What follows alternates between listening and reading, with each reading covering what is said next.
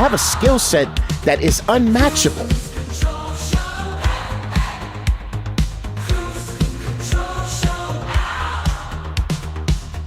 Somebody's touched my... What?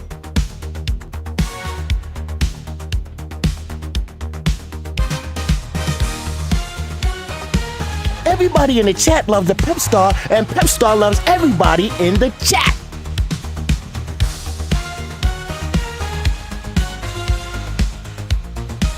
You know I'm feeling piano man.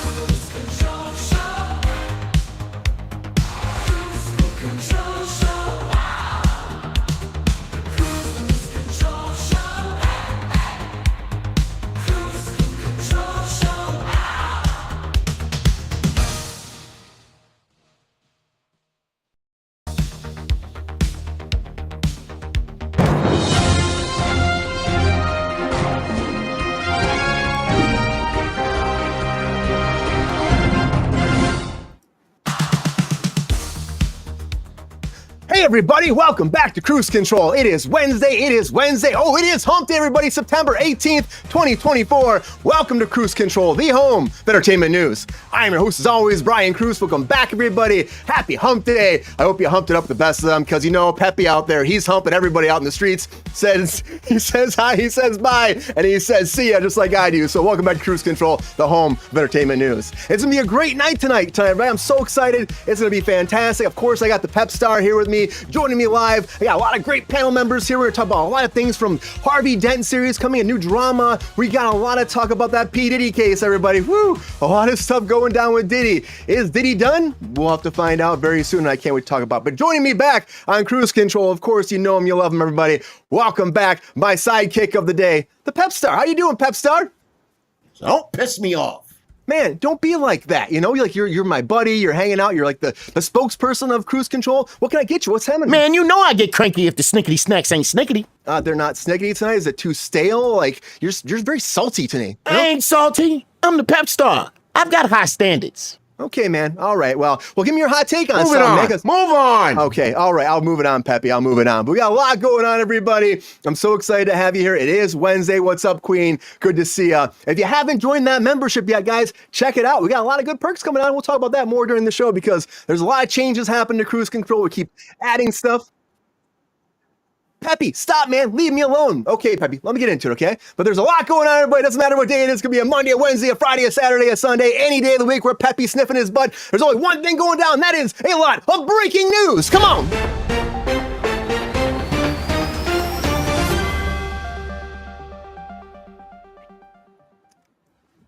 All right, everybody. So before we stop into this, I was supposed to do something because I kind of lost a bet. Like people paid money to see something. So hold on one second. Now, I don't know how this is going to work during live air, but I'm doing it. It's not going to be good. It's going to be weird. It's going to be odd. It's going to be very odd. But nice. Hey, everybody, Skeletor is here, and I will get He-Man and these challengers who are coming to streaming very soon. That's right, streaming on Amazon with Jeff Bezos. Peppy, leave me alone. But the challengers, this is a challenge of its own, guys. I'm sorry, I tried it for a second, okay? But the challengers are coming September 19th. That is tomorrow. You can start streaming the challengers if you missed it. Great movie. I can't wait for everybody to check it out. I'm excited. Amazon's super excited. That was a challenge. Just like Time Bandits had a challenge to keep going there.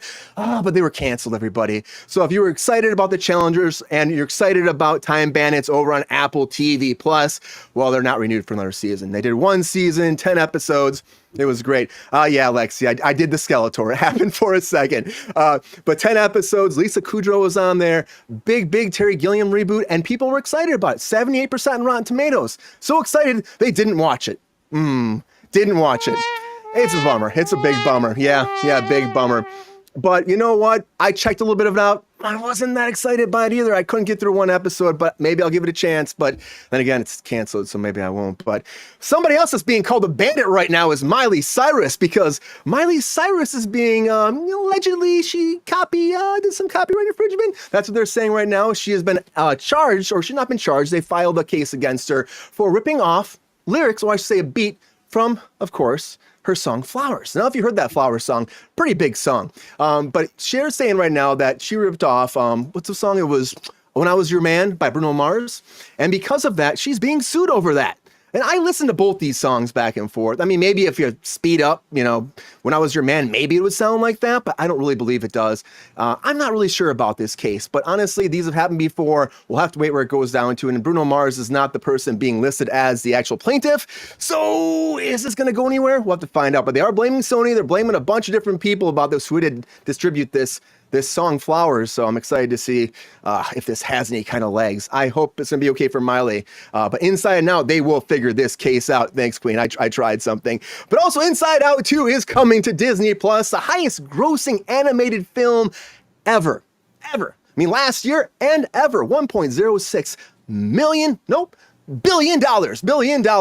And I'm so excited to see if this gets beat, if they do a Inside Out 3. I don't know. I didn't see these at all. I love these kind of animated movies. I'm surprised I haven't checked it out yet, but I do plan on seeing it now that's going to be grossing that Disney Plus platform, and hopefully it's going to be fantastic. But yeah, Inside Out, just like Underdog's underpants on his outfit. Underdog is coming, everybody.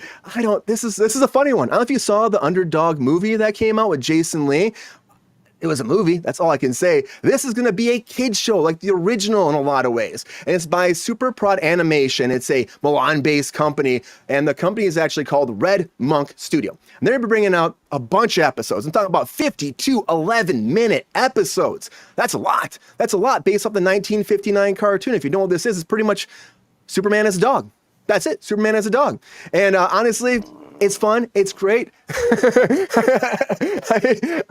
I hope they do a good job with it. It's starting overseas in France, and then it will come over to the States. So it's start there, see how it does, and then branch its way. If you're a fan of Underdog, get ready. I like underdogs, especially Richard Gadd. I mean, think about this. What he did with Baby Reindeer was amazing.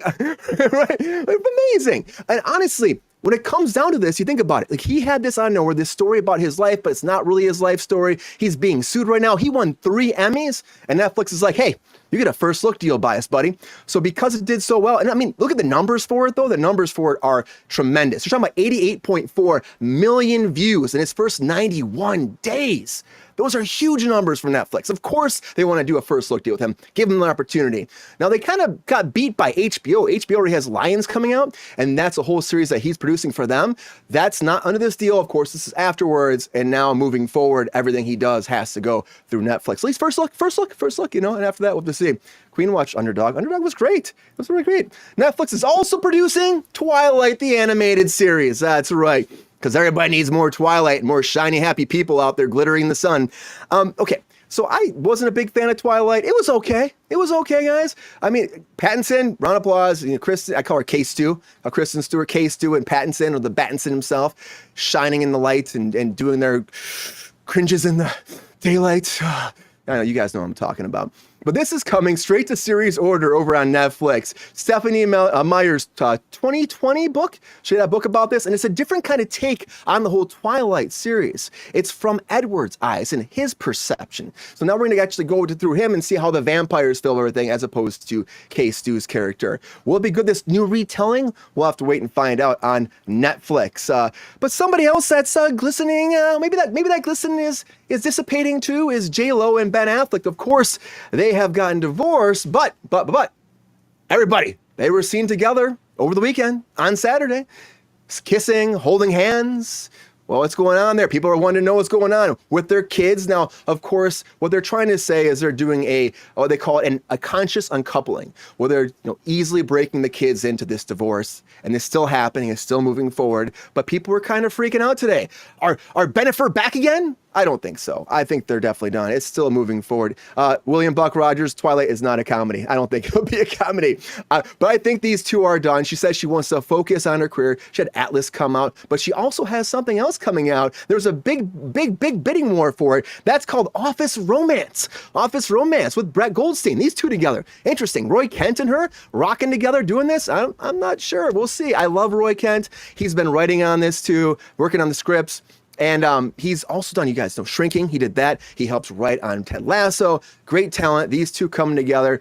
There's not much details besides the bidding war, but Netflix did win it, and this is going to happen. And I'm happy for them. I'm happy. Hope it's good. Hope it's good, and hope that Jennifer's going to be happy moving forward.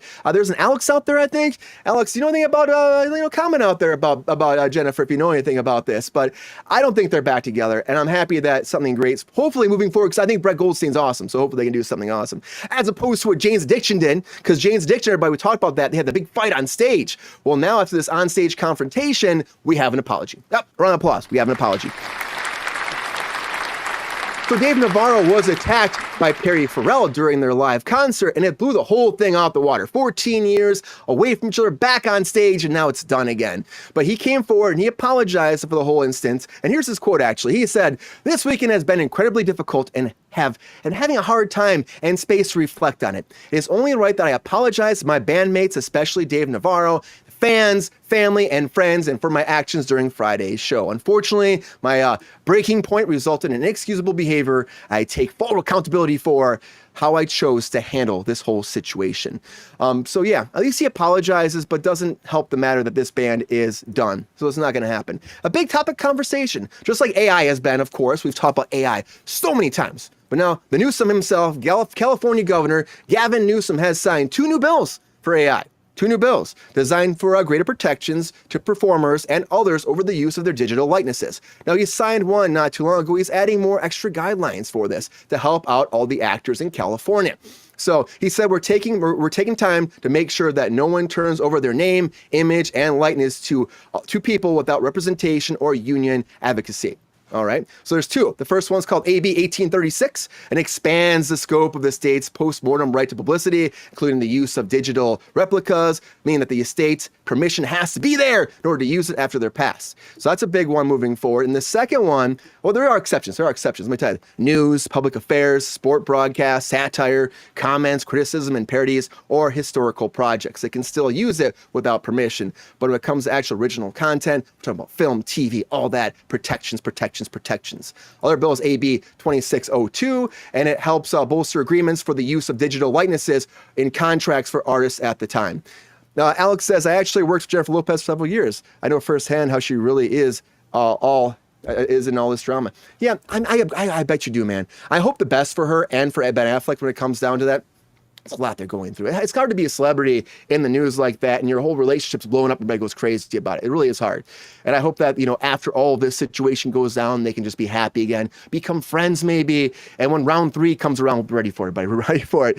But that AI thing is going down in California, and one more big AI thing before we get out of the breaking news, everybody.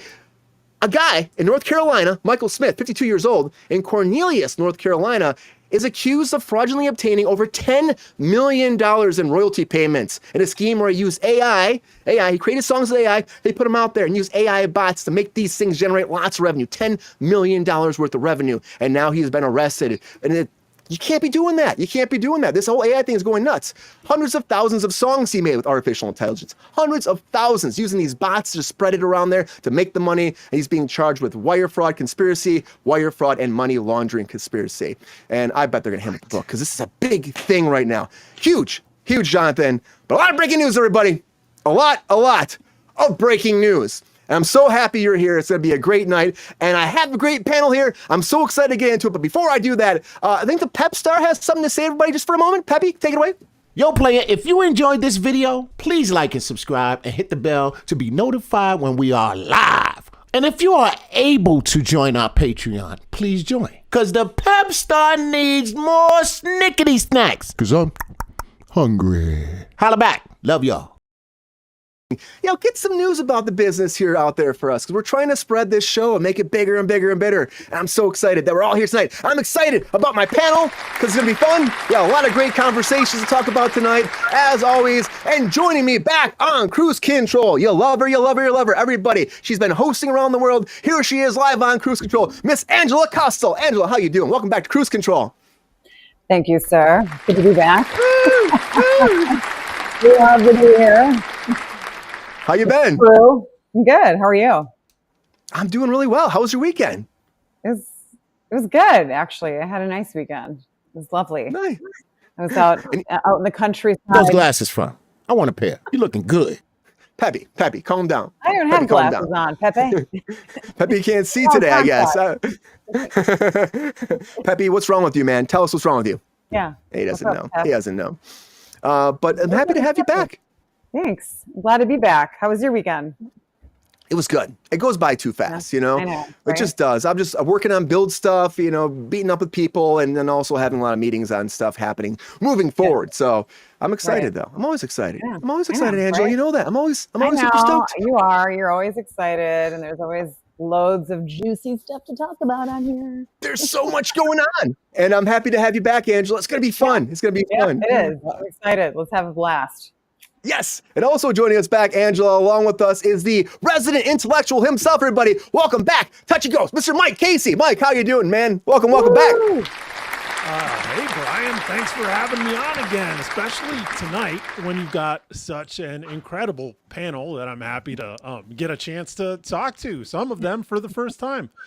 Unfortunately, Brian, I think I'm backpedaling from the jump, because usually your guests are not as professional as these other guests, and usually I have a moment in the green room with you before the show starts. So when I do something horrendously embarrassing, like grab the microphone and burp loudly directly Is it into fun? it, Yes. I don't Is it a have good an idea? audience. I don't think so. But tonight I did, so hopefully I can backpedal on that, and Angela won't stick me with that for forever. Oh, what are you talking about, Mike? Oh.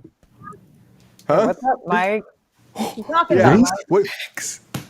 What? What are you backpedaling on?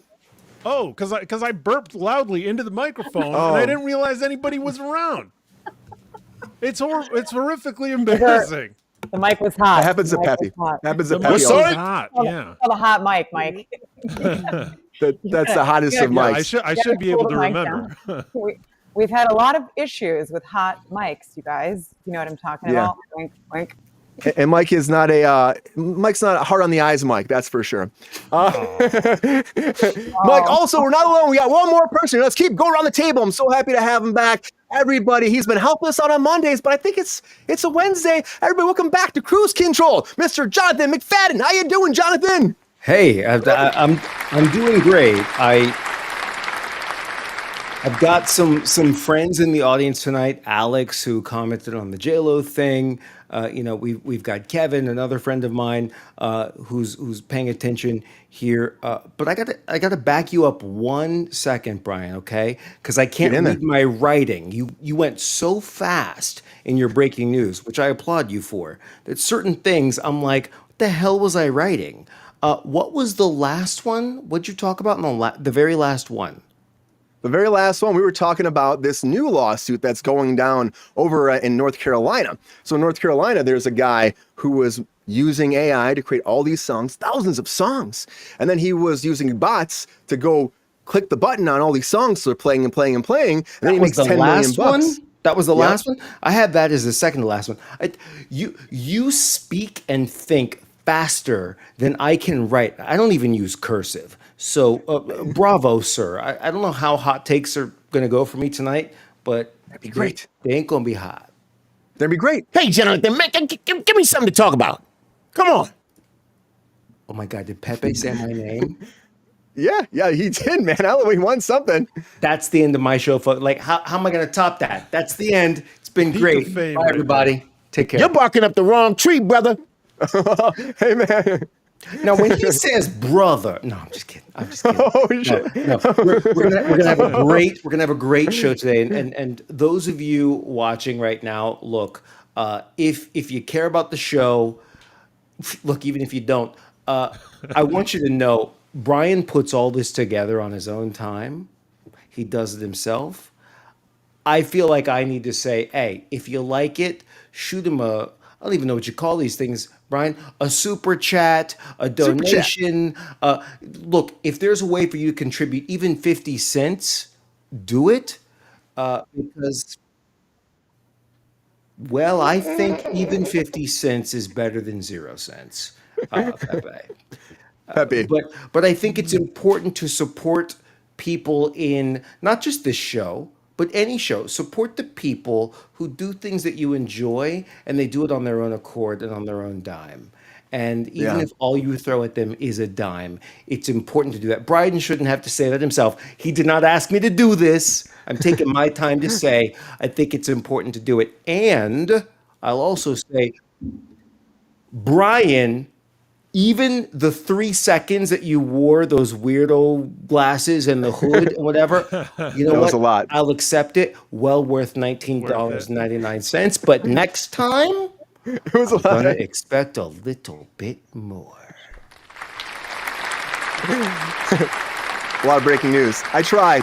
I forgot about it for a second. I forgot about that's what happened on Full Monday. ass committed to it for like 3 seconds, and then you said, "You know what? This is weird, new, and Failed. different. Drop it. Move on to what I'm comfortable with." Which is Yep. apparently, I guess, what some people in your breaking news stories are doing, huh? There's a lot going on, Jonathan. Angela, Jonathan, Mike, again, thank you all for being here. The Thirsty Daddy is out there too. He's floating in the ethoverse, everybody. He's helping out in the chat. So say a little shout out, give a little love to the Thirsty Daddy. GR Waters out there. GR, how you doing, man? You doing good? Oh, I think the Thirsty Daddy froze and disappeared for a second. He's out there. He's out there. He's taking a swig, Brian. He's taking a We're swig. He's calling getting a him drink. Liquid Daddy. May I ask, Brian, Liquid officially, Daddy. May Yes. I ask officially, Yes. why is GR called the Thirsty Daddy? I Because will listen and I will take notes. you have to ask his resident females of the town of Los Angeles. I'll let you know. No. This is the GR Kruse Control show. I'm asking Brian. We deep. know Why Mike do was you there for call the him a Back thirsty catalog, dad? man. That's way back. That's a there. deep cut, right, Mike? There was a time where GR popped on. And there was a whole thing about what's his name, Pedro Pascal. Yeah. Yes, and they were calling him something Daddy Man, or I don't know. Andrew, ever heard this? They call him Daddy something online. You ever heard this before? And I was like, I don't know. It's something like it's like Daddy Pedro Pascal. It's like something Daddy, and I'm like Thirsty Daddy. That's like GR. He's the Thirsty Daddy, and then it kind of stuck. I called Yeah. him Liquid Daddy. Liquid Daddy. Also, So Daddy far, Daddy I We variant. had to like- change it up a little bit. I feel like this is the guy we go to for live stream chats, apparently beverages, and probably hard drugs in Southern California. How about you, Peppy? I'm looking for a job, and I'm reasonable with the pay. But you gotta throw in some snickety snacks. That's a must. It's gotta come in on the back end, buddy. If there's one thing GR does really well, it's snickety snacks, I'm sure. Yeah, right. I want Hey, some GR, how you Liquid feeling? snacks. Is the Thirsty Daddy back? I don't know. Something's going on with the Thirsty Daddy. Anyways, everybody, big breaking news tonight, but this is that time where all my guests need to have a minute on the clock to break down all these breaking news topics. What to say? Is there? Oh, Jonathan, it's okay, man. It's time for some hot takes. Let's do it.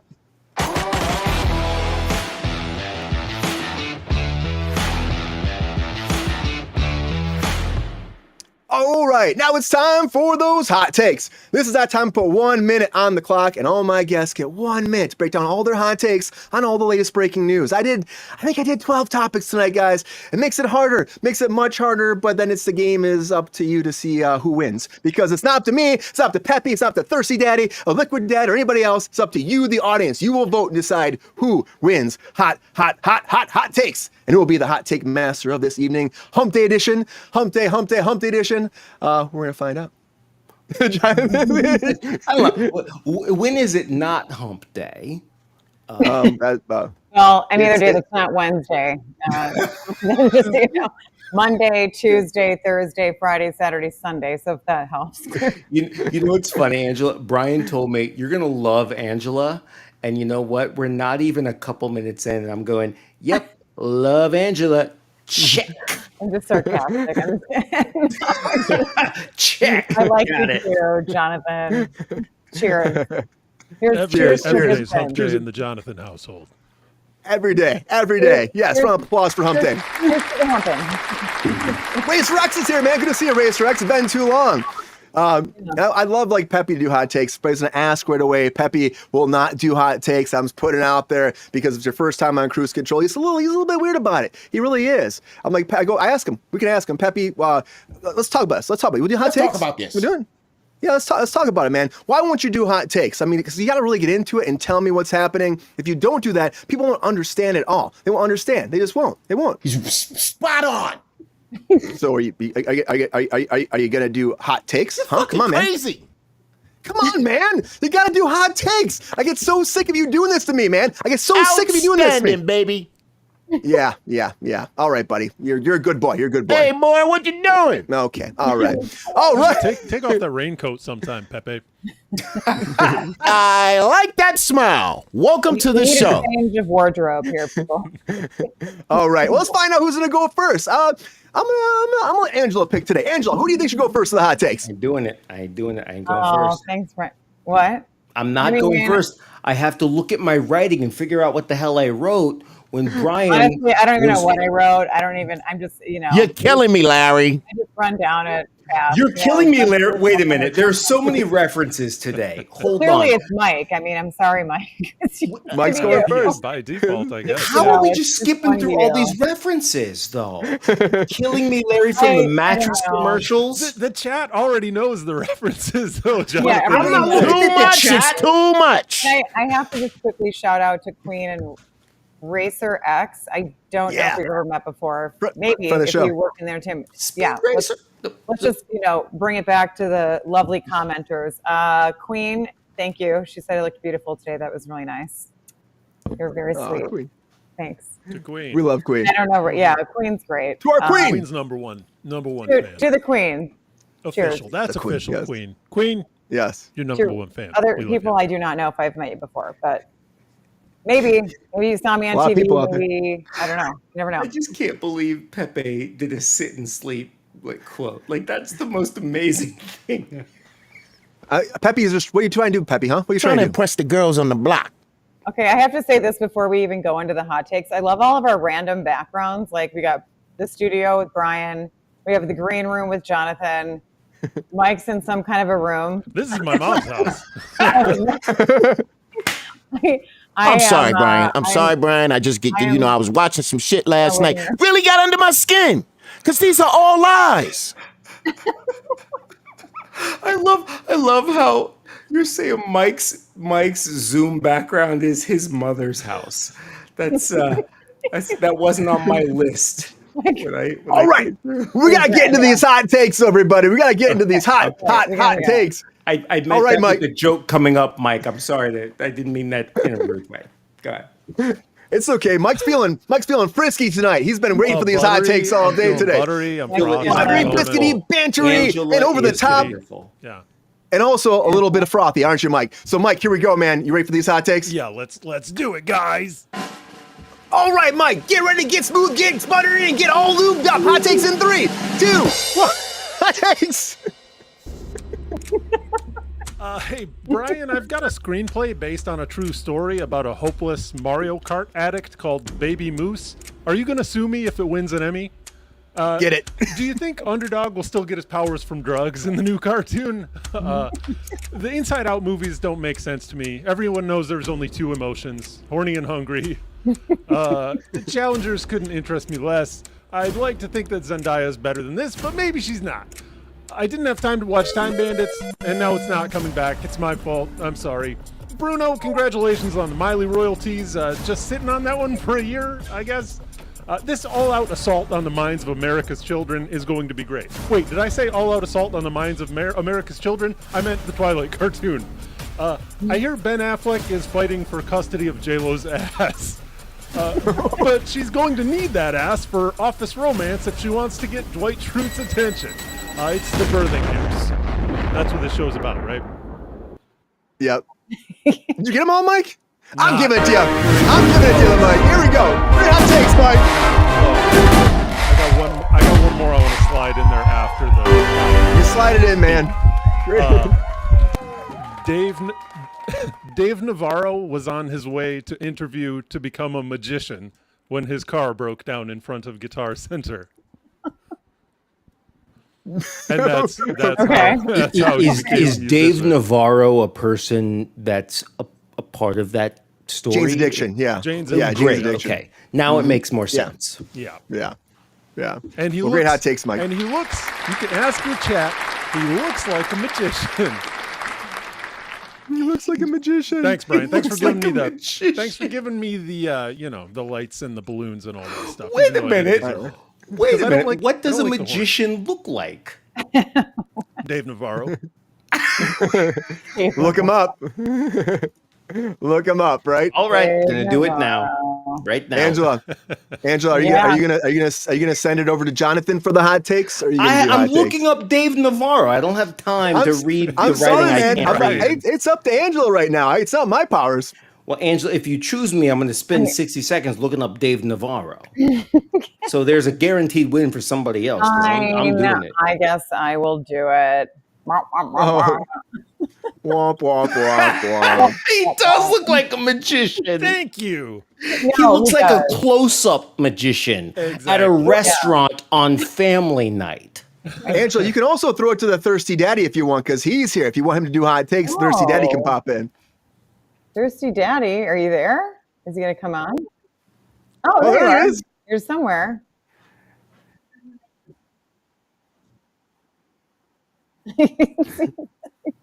That's not creepy. You're killing me, man. Want to do some hot takes, GR? Oh, jeez. Keep that in mind. Actually, I'll keep that in mind. Okay, so why don't you give it a whirl? Oh, okay, GR. Okay, calm down, buddy. Let's send it over to the Thirsty Daddy here. All right, GR. Oh, we don't have video for you. Is your video off? You can still hear me, right, GR? Well, we can't hear GR, so we're going back over to Angela. I think his audio will be hotter than any take Okay. that the rest of us could offer you. We can't hear the Thirsty Daddy, though. So, Angela, I guess you have to go next. Oh, Hey. yeah, actually, you know, it's been over 60 seconds. You can send it to Jonathan now if you want to. That's a good point. He knows what Dave Navarro You looks could like now. indeed. I can't read my writing, but I'll skip over the stuff that I don't understand. I'll go.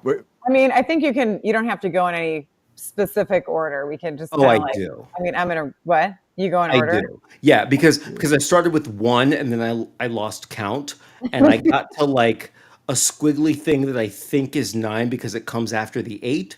But I feel like he had 12 stories. So I'm going to miss some. I'm not going to win this, but I'll do it to fill time while GR, who's sort of my my favorite. Yeah. I'll let him figure out his tech while I lose All right. horribly. So I'm ready to right. go.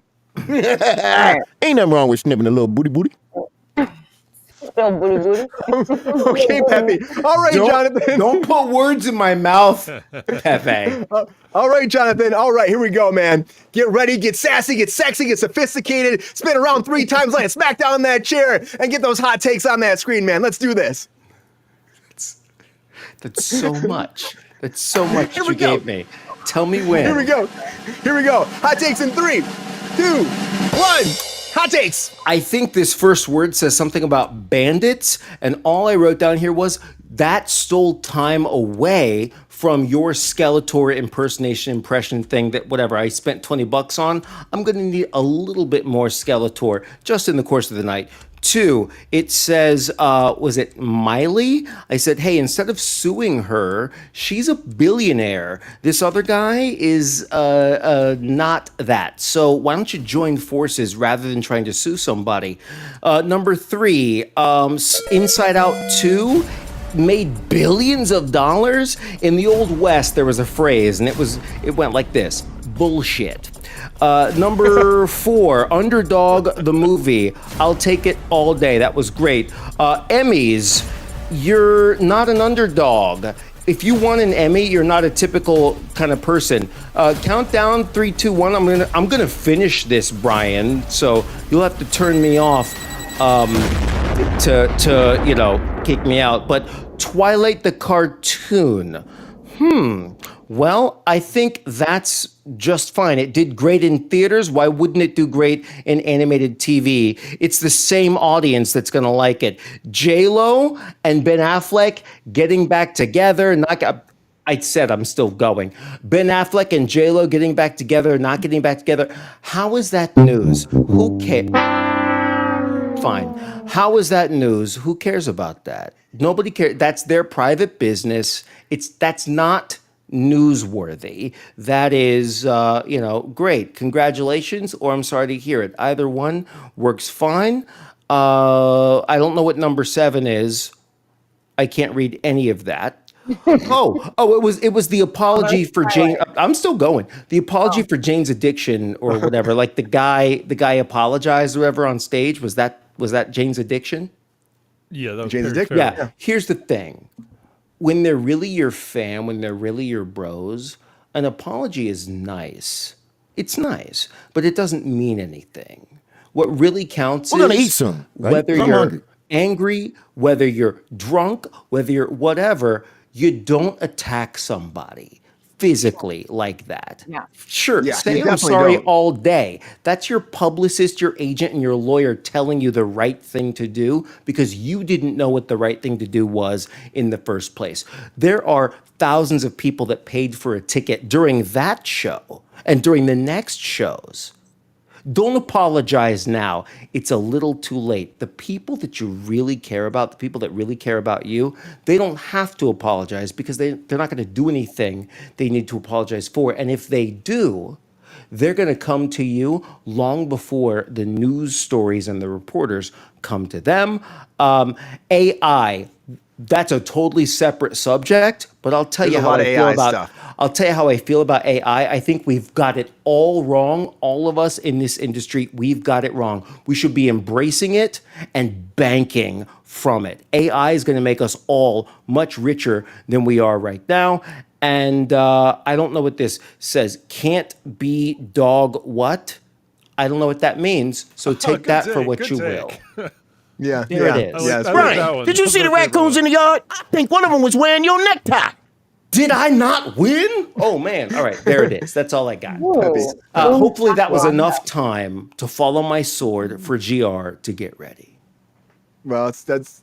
I don't know, Gr. How you feeling over there? You got anything? You hear us? I don't know. I think Gr might not be doing hot takes tonight. Angela, I think it's coming down to you now. Oh. How you feeling, Angela? We'll just do it. Just You're What doing happens- great. What happens, You got happens. this. It doesn't have to got be this, 60 Angela. seconds. It doesn't have to be 60 What? seconds. It's supposed to be. Especially in It's Ukraine. wait. What are you talking about, Jonathan? You were making the it's format supposed to your be- bitch tonight. I'm just saying, if it's not 60 seconds, you don't win, but at least you That get is your nice. voice and your opinion That's out an there. So interesting just theory. go for it. Yeah. All right, Angela. Let's get in here. Okay. We got a lot of show to go tonight. So, all right. Hot takes time for Angela. I'm excited. She's got these hot takes. She's got these. She's classy. She's sophisticated too. She's looking great, everybody. Here we go. Woo! Hot takes, hot takes, hot takes in 3, 2, 1. Hot takes. Okay, challengers always down to see a little, trifecta action in a love story. So we'll see how that goes. I'm not sure about the whole tennis thing. Bandits don't really care, to be honest with you, that it's being canceled. Miley Cyrus, is that inspiration maybe with the whole Bruno Mars thing? I don't know. Take it as you will. Inside Out situation, I don't really care about that, to be completely honest with you. Underdog, same thing, great. I certain it'll be wonderful in Italy and France and whatever. Maybe Reindeer, I follow the same thing with Jonathan. I mean, if you won Emmys, you're not exactly a newbie. And you got signed a big deal with another streaming network. You're gonna be good to go, dude. Twilight, love it. Is a movie series, not really so much as a animated, but it'll have a great following, I'm sure. J.Lo and Ben, they're probably having some sort of arrangement. Who knows? They've been in and out of love for 20-something years, so I'm always skeptical about it. I'm going to keep going. Jane's addiction, that whole thing. I mean, apologies. Not really a great look for the band, right? Like, again, I'm piggybacking on Jonathan here. I mean, if you're bros, act like it. Be gentlemen, grow up. The new AI bill, I think that's interesting, right? I mean, we were talking about this last time that, We need to, California's finally giving artists more of a, more control over their digital likeness. But, will it hold up against deep fake misuse? Question mark, right? That's the big one. And Big then, thing. yeah, that's a big one. And then this Michael Smith guy. I mean, are you serious?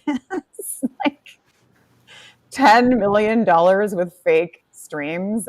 I mean, It's insane. is this the future of AI music? They're gonna hit him hard though, Angela. They're gonna hit him hard. He can serve up to 20 years for 20 years in prison or something like that for this. So they're gonna hit him hard. Oh yeah, the music people are pissed, right? Like that's money for them. I mean, all that just seems a little crazy. And obviously, like, I think the J-Lo and Brett Goldstein will be great. I mean, I think she's got her great, rom-com thing going on. So it'll be a hit no matter what it is with the two of them. So I'm a J-Lo fan. I love her through and through. So she's a really nice person. And yeah, She'll just keep going. Yeah. And that's the thing. She's not focused on her career. She's not focused on. Oh yeah. She's not focused.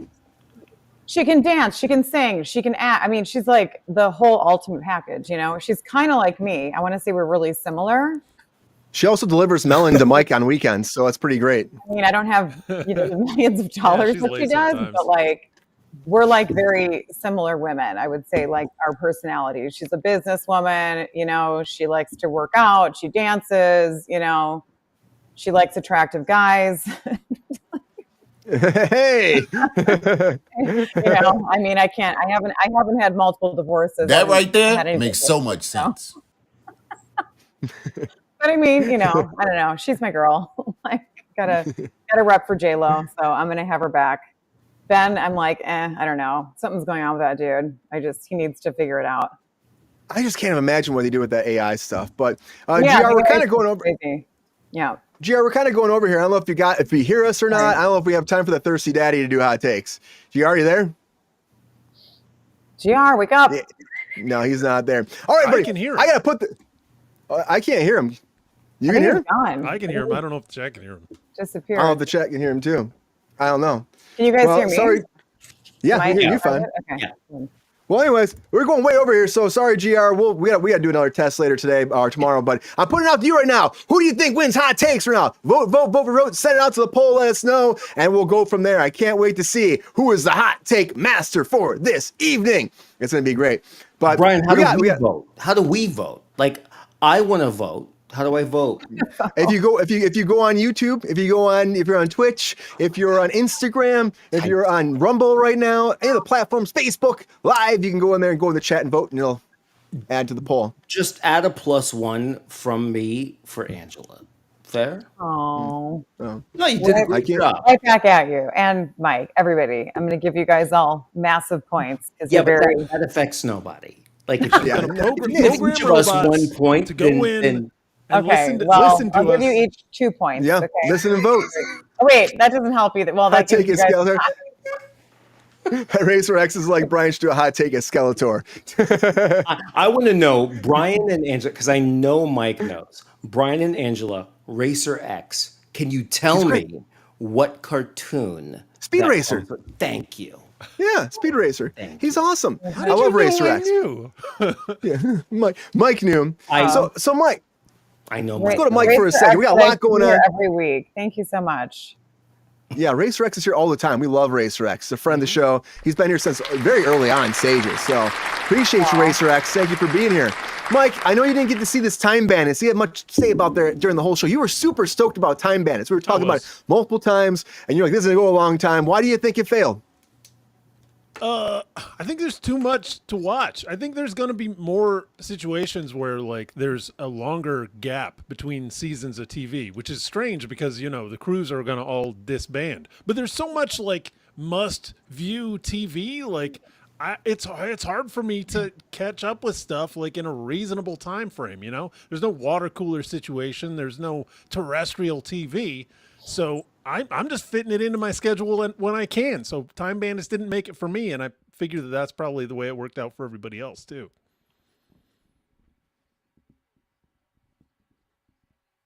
You're right. People just, maybe it was promotional. That thing happens all the time. We were talking about in the show. It's like they just don't advertise enough. Like I didn't see much for this. Yeah, Taika Waititi attached this as well. This is the only place I saw this advertised was on this show. We watched the trailer. We talked about the trailer and all that. Yeah, I know. Like nobody was advertising this. It's a big problem in Hollywood. It happens all the freaking time. Unless you're Deadpool Wolverine, you're not getting this. You're just not. Unless you're like some superhero, it's like claws come on your fucking hands. You're not getting ads. I'm sorry, I'm not sorry. That's what's happening.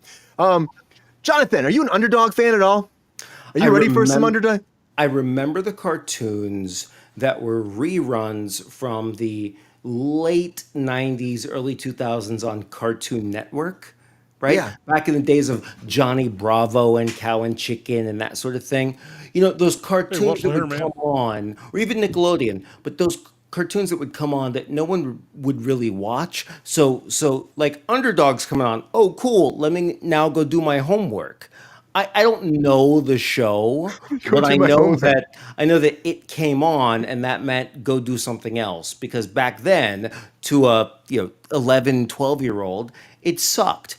I imagine the movie now is going to be about the same. It's going to suck a little bit. Well, this is a 52 episode series. That's what it is. 52 episodes, 11 minutes each. That's a lot of Underdog. Look, breaking news. He's kind of like, I'm Underdog. I fly to the sky. Woo, woo, woo. He's something like that, right, Mike? Catchphrase, yeah. Hold up. He's like Superman, but he's Underdog. Underdog. He's nothing like Superman.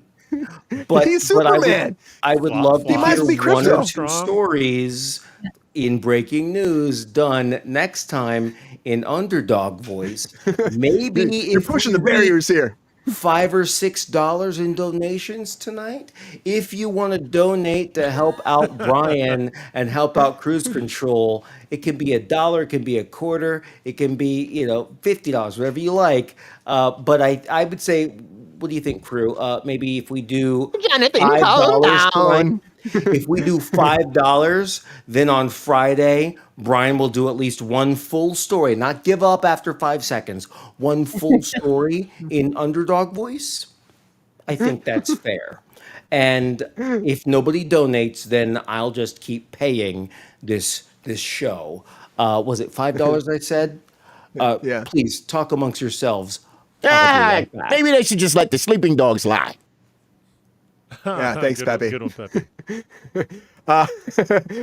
Angela, we were talking about the J-Lo thing a little bit. You said you relate to J-Lo a lot. And this is just like a thing that happens in Hollywood a lot. They're just like pushing all these different type of like tabloid stories to make, bolster sales and stuff. Can these celebrities be left alone, or is this just like the nature of the business forever? Well, I mean, yeah, if you have a publicist, sure. Yeah. I mean, one, are you like one of the most, who are the most talked about couples? It's literally what, like our whole, for the past, I don't know how many decades, it's always Jennifer Aniston, Brad Pitt, right? Jennifer Lopez. Like there's just this fascination with like Tom Cruise, Katie Holmes, like whoever Tom Cruise is with, it's like a big deal, right? Whoever J-Lo and Ben Affleck seem to date, it's a big deal. Like anyone Jennifer Aniston dates, it's a big deal. Brad Pitt, it's a big deal. You know what I mean? It's kind of started to fade a little bit, I think, because of maybe where they were at in their ages now, and the up and coming like Zennial group or whatever they are. That's even right.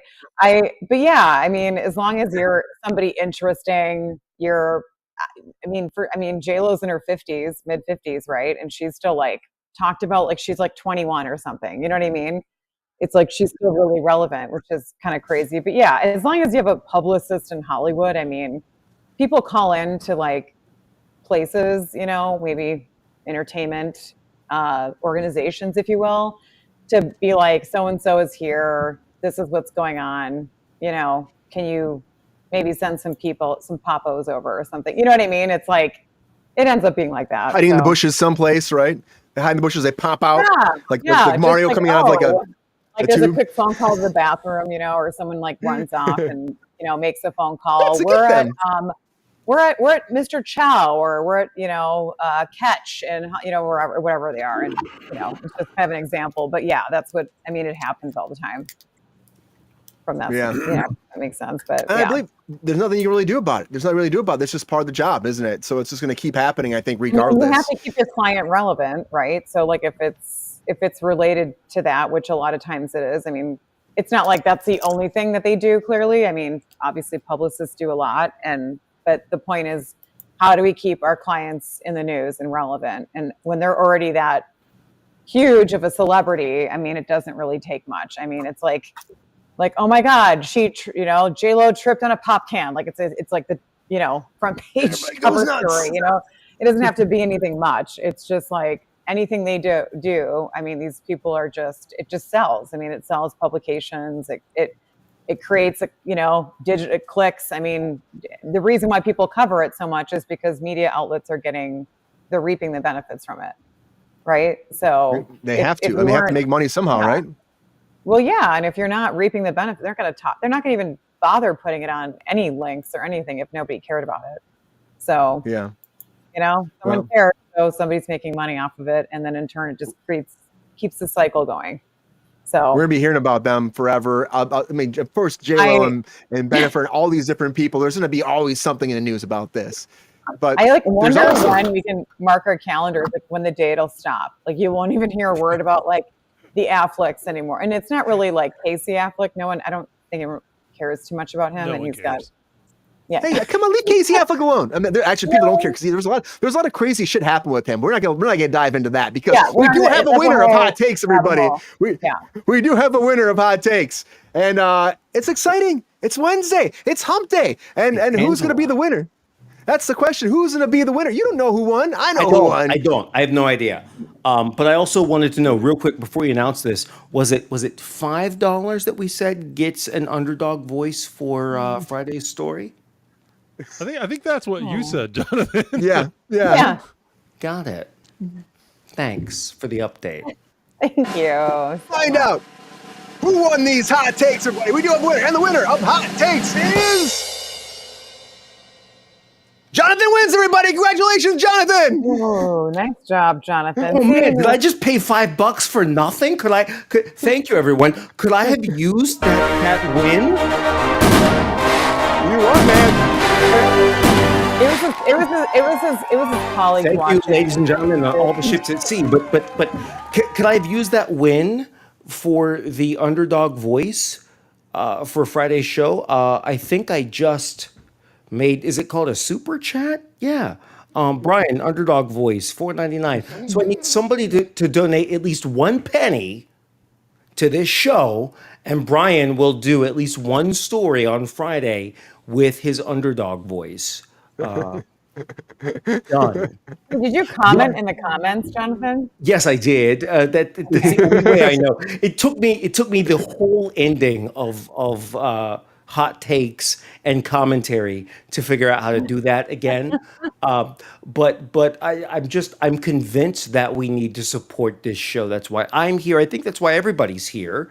Yeah, And- there should be a contribution. There should be a contribution, like little like widget in like the corner to contribute to the show if you want to. There should be something like that. Right. I had to open YouTube, type in Kruse, then type it in again and spell it correctly, and then Control, and then We don't want to bombard them too much, though, with all this stuff. No, we absolutely do. And my point is, I put in 1 penny less. So if anybody puts in even 1 penny, that will push us above the bar. Brian will do one story on Friday in his underdog voice. And that's my way of contributing. But yo, I can't contribute every time I'm on the show. So people help me out. That's all. We appreciate you, Jonathan, getting the word out. You got to get the word out. But we have a lot to talk about, everybody. We got a lot to talk about. And something just came out. Something just came out. Finally, a trailer came out for something that was one of the first stories we talked about on Kruse Control. And that's Mickey 17. Let's watch this trailer. Come on. What the hell is that?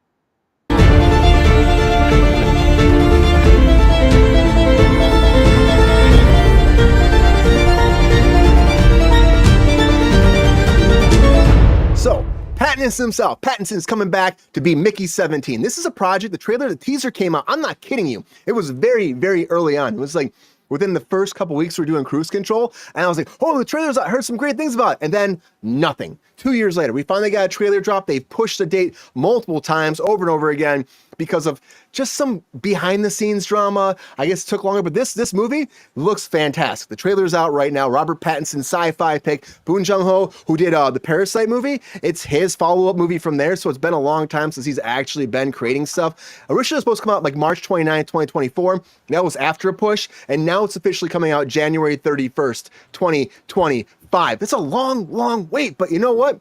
Hopefully it's worth the wait. Pattinson's coming in to be what they're calling an expendable, a disposable employee on a human expedition sent to colonize the ice world of Niflheim, which is a very weird name for that world too. But he's going into space and they keep killing him off in all these secret missions, and it's like, you might die. And then they die, and then they rebuild him again. They reboot his memories and he starts again. Trailer looks interesting. Again, fantastic director. Will it be good? Let's watch trailer and talk about it. So here's the trailer for Mickey 17. Hi, Mickey. Are you experiencing any vertigo? I guess I am feeling a little dizzy. Like, that's Pattinson's voice.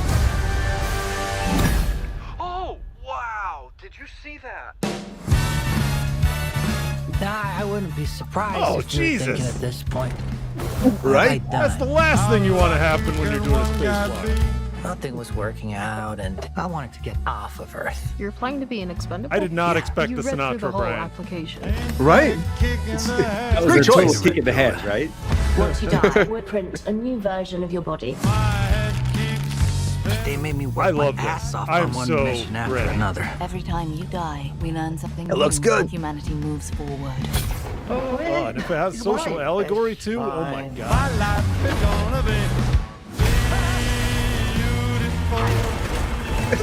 Bye. It's not looking very You good. know there's going to be a breaking story, breaking news about them stealing Frank Sinatra. Now there's a whole lawsuit. Even on my This is just 17th wish go around, fulfillment for I people hate that could dying. wish they could kill Pattinson 1,000 times.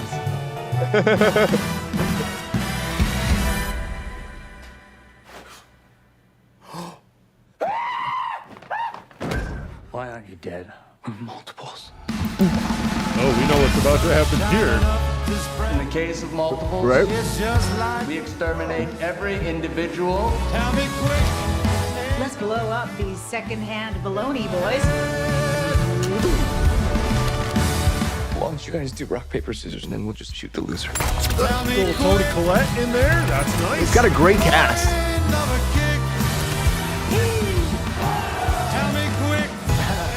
Mark Ruffalo.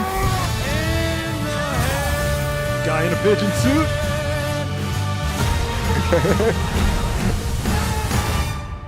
I don't like you. But I'm you. I'm not you. I'm gonna kill you. So exciting!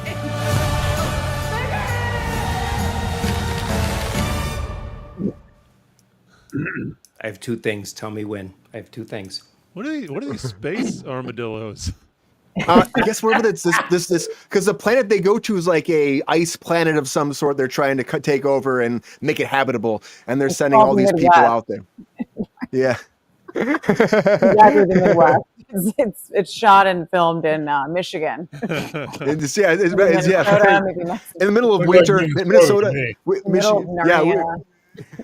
Maybe Chicago, middle of nowhere, maybe Idaho. We were spending middle of nowhere. We had a good time doing this. Mickey 17 is a hoax. It's a hoax. It's a hoax. Middle Pelham is really Minneapolis. It looks fantastic though. Actually, like I remember when the teaser again, it came out. I'm not even kidding you. It was like when we first started doing this, and they only showed Pattinson like going through that blue kind of vat thing and appearing. And I was like, this, and I saw I read the articles about it. I was excited to hear about this. And they were just like sidelined for a long time. And now that it's finally coming because the studio's finally like, let's release this. I gotta say, whatever they waited for, hopefully it was the right timing now. January's an interesting release. Usually January, February aren't the best windows for it. It's after the holidays. So I don't believe in it enough to put it out for the holidays, which is interesting to me. But then again, it is like, we're going into like New Year's Eve. So maybe, I don't know. Wait, are January movies, are those up for Oscars or does it have to be within the year? It has to be within the year, Mike. Oh, Yeah. Okay. They get forgotten a lot of January, February movies all the time because it's so far away from the actual Academy Awards. But I like this. I think Pattinson does a great job in this trailer. I'm excited to see like what he brings to the character and everybody else. It looks very quirky and kind of interesting in a different kind of world. And I love space stuff, guys. You know I love space stuff on Kruse Control. I love it so much. So I'm excited about it. Okay. I know Jonathan had his two fingers up and he's putting his hand up. He's waiting his turn. Jonathan, what do you think about this trailer? So the trailer looks like one of those trailers where, you know, you watch it on Netflix, it's like, do I really want to buy this on, I don't know, Amazon Prime, Super Prime for money? No.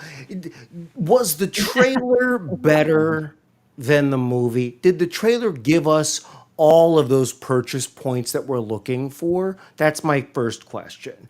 Then my second point is, I will admit, no way that was Sinatra singing. That's it. It could have been AI Sinatra. AI Sinatra. Yeah, that was Frank 17. This is the work of Michael Smith. This is the work. That was Frank 17. That was the work of Michael Vick. Michael Smith. Michael Vick. I'm like, this is why I like Angela. We're not Michael Vick fans on this show. So. Yeah. We have a dog here, people. We have to especially Peppy. Peppy's not about it at all. But you guys get what I'm really saying. Thank you, Pepe. And you know what? I say that totally in jest, but you get what I'm saying. Sometimes there are these movies where the trailer is better than the movie itself. They take all the great moments. They put them in the trailer. Do you think Mickey 17 is one of those? And my question for the panel tonight is, can you think of other movies where the trailer was better than the film itself? That's my question. Same for the chat. P.S. Chad also said that they would be willing to accept you doing one story as Christopher Walken rather than my Walken Underdog, does not work. and I'm okay with that. I don't have a Walken. I don't have a Walken. Your Walken can sit for one story. You could be Christopher Sitton and just do it. Hey, look, we paid like $5. Just do it. Everybody knows that I have impressions, but Walken's not my guy. That's why we want to hear it. It's not my guy. It's not my guy. But yeah, I think this happens a lot of times, John. There are a lot of trailers that you see them, you're like, I'm super stoked about this, and you see the movie, you're like, oh, you gave us all the spoilers, and now the movie sucks. Off the top of my head, I can't really. What was it going? Can't even think of one off the top of my head. It's a hard question, right? I've seen a million. Time, but it's hard to think of. It is. Yeah.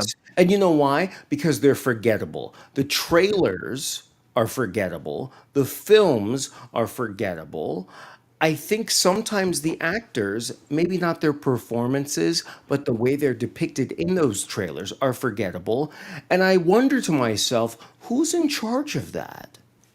Maybe it's a great film. Maybe it's a great film, but somebody screwed up the trailer by saying, let me take all these great moments. Let me not worry about other people's livelihoods, other people's work, right? Let's put it all in the trailer because we want our boss to say, that's a great trailer. I look at this clip and this film of Mickey 17 and I go, A, what's the name about? B, I love that you said Battinson. That's going to be I call him he's Battinson all the time. Forever, that's him. But C, did we learn more and love more about the trailer than we're going to love about the film? I'm sorry, the voice is annoying to me. Yeah, Angela, my voice is annoying? I have to raise my hand here. That voice, I don't think I watched 2 hours. I don't think I watched his 2 hours of it. Like, what is that thing? It's like, it's a choice. I don't know how he talked. It was just so weird. It was like, hey, Angela, if I give you $5, will you do that voice for your whole appearance? I want to take it. Like, I don't know what he was even saying. Like, what? I was like, oh God, I can't listen to that for 2 hours. Wait, can we hear that one more time, Angela? How'd it go? What was that voice? I'm taking somewhere. I love it. I love it, Angela. I love it. I don't know. It's something between like he couldn't quite like speak, and then it was just, I don't know. Maybe it's better. That was not a good like adaptation of what like the little snack that we saw there, a snippet of it. I don't know if I could handle it. I didn't even know it was him at first, Angela. When I first saw him, like, is that him or is it somebody else doing voiceover besides? Him, based on the way that they shot that and the way that they did like that takeaway, like it showed him saying they wanted to make it like ominous, like, oh, is it really him? But yeah, that was. Then obviously, as we saw, it was definitely him. So I But don't is know. this something you I would? don't think I listen to that. What do you guys think? Queen, chime in. Razor, whatever. Racer. Sorry, I'm getting familiar with all of you. What do you guys think? Because I thought the voice sounds a little annoying to me. I don't know if I could handle it for the whole. But is this something that you would actually watch, Angela? Do you like sci-fi projects? Is this something Yeah, that I gets you out of do. your house to I go like check out a sci-fi. space movie? It's a But I fun don't know. adventure. It seems I like. don't know. Like I don't know if the Sinatra twist to it. Maybe that made me a little like. I don't know. Maybe it just didn't. Maybe Did that it- wasn't. I like Sinatra, but I don't know if that's like. I don't know if it. I don't Did know. it It seem, didn't hit- Angela? Did it didn't seem hit like they or- were piggybacking off of that whole Fallout vibe? I don't know. Maybe. It felt like I don't know what it was. It just something with it just seemed like off to me for when I'm thinking sci-fi. I don't know. I start thinking like, Interstellar and like Prometheus or Love something. I don't know. I Interstellar. think of other stuff. Like I don't know. I don't think of Sinatra music playing. I don't know. To me, that's more. This sounds like the Gladiator conversation we had because that Gladiator trailer came out and it was like we had I don't know. Jay-Z in there and people were going nuts about it, being like, "What? This is not period accurate." And then Gen Z is like, "This is Right. fucking awesome!" And I'm like, I get it. know. Like, it's the I same don't as mean to tell Gatsby. anyone's like hopes and dreams here. I don't know. I just based off the trailer. Again, I feel like I'm sort of with Jonathan on that. I'm like, I don't know. Like, maybe it'll be better, but I don't know if I'm going to pay for it out of my pocket. to be quite Here's the honest. thing. I'm gonna spend the money. I'm gonna buy it or rent it for 24 hours or whatever. I'm gonna do what they have us do. You got real Okay? derision for renting things for 24 hours. saying. Yeah. I'm gonna do it, but I'm not saying I'm gonna like it. Yeah. I'm gonna go to theaters to see this. I'm not gonna lie. I'll go see this in theaters. I have the Regal pass, if you will, so I will be there. I see everything. Brian, you can pay then. I'll go with you and you can pay. Okay, we'll You're go. not scared to go to the theater nowadays? Yeah. I love theaters. I love theaters. I love went the and saw two theater. movies this last weekend. I love the theater. Yeah, it's great. Transformers 1. I saw that Speak No Evil or Speak to Me, whatever that was called. Which again, I hated, but I saw it. It was a movie. Again, people loved it. I didn't care for it. And that's hard to make me hate a movie. It's hard to get me to hate a movie. And I was like, Mike, let's go to Mike back. He hasn't had a chance to talk about this. Mike, you see this? It's close to your name a little bit, right? So it's make you lured into this some more. Do you think this is gonna be good? I tried to make my byline in the school newspaper as Mickey for a brief time in the 8th grade, if that's what you're referring to, Brian. You had number 2. What was your number again, Mike? Mickey 5? Yeah, something like that. I'm happy you're going to see this in the theater, Brian, because I am sure as hell going to see this in the theater. Yeah, This right. looks incredible. This is firing on so many cylinders. I can't believe it. I did not expect the Sinatra threw me. And I feel what Jonathan's saying. It's the throwback kind of old school, the retro vibe. That's the word I'm looking for. They're kind of trying to do a little juxtaposition with that futuristic vibe, retrofuturism. I think that they like to call that today.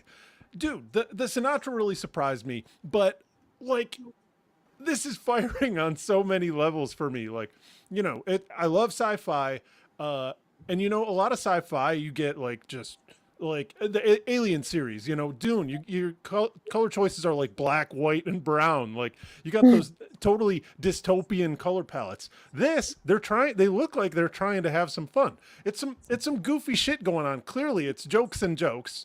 Jonathan, I actually don't think that necessarily they're giving everything away in this trailer. I think it might just be the fact that having multiple Pattinsons together like just feels like a reveal every moment that happens. I hear you. You're saying it feels like too much. Nope, I love it.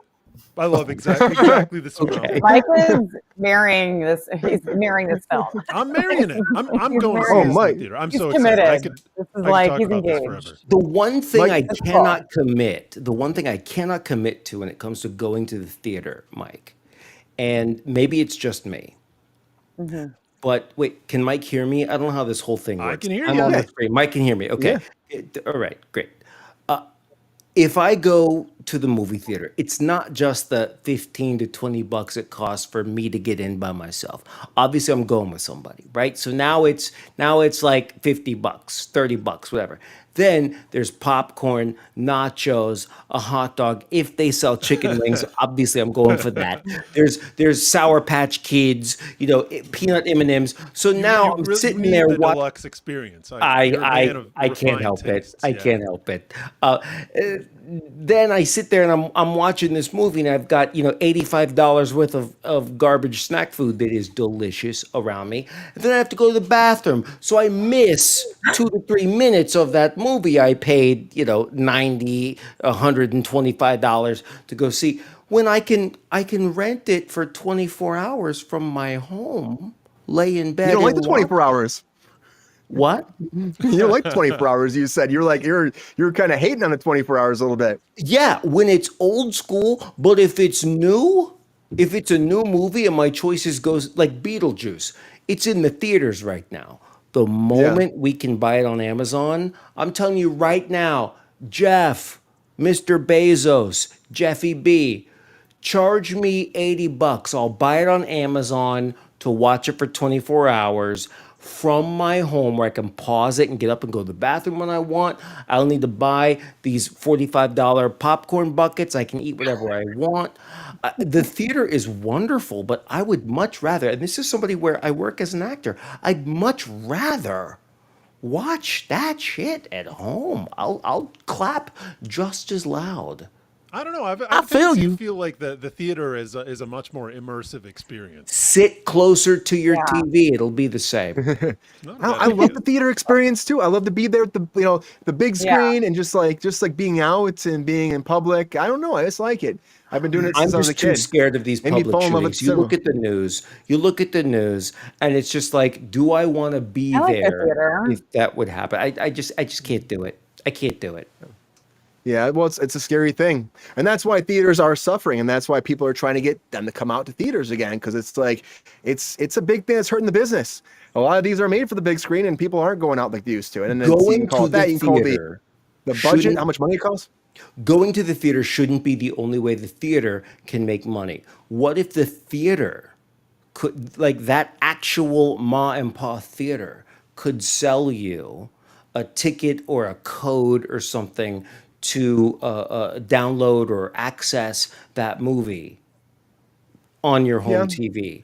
Charge me $100. I'll pay it. Let's watch it. That's what I would say. I think they were doing that during COVID, but it's a tough thing. It's a tough thing. I still think that it's just an experience, and I get it. I get your hesitancy, Jonathan. I get it. I still am like a little kid in me is like, yeah, the fucking big screen. I'm like, popcorn. Give me this Dune popcorn bucket that looks like it's gonna do something to me at night. I don't know. Give me this popcorn bucket. I want it.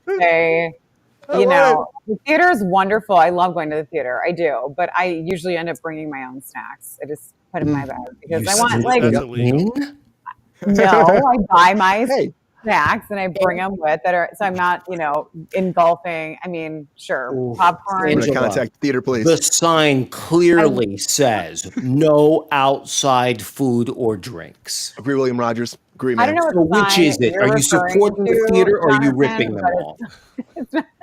I don't know. I'm not bringing my food from outside. I'm bringing it inside my purse that I paid for, and it tastes way better. If they want to up the game for the food, listen, I'm here to talk to you, AMC, and everybody else in the free world. We can up the food game a little bit better. Okay, I'm just saying I'm not going to pay $75 for a Oscar Mayer wiener.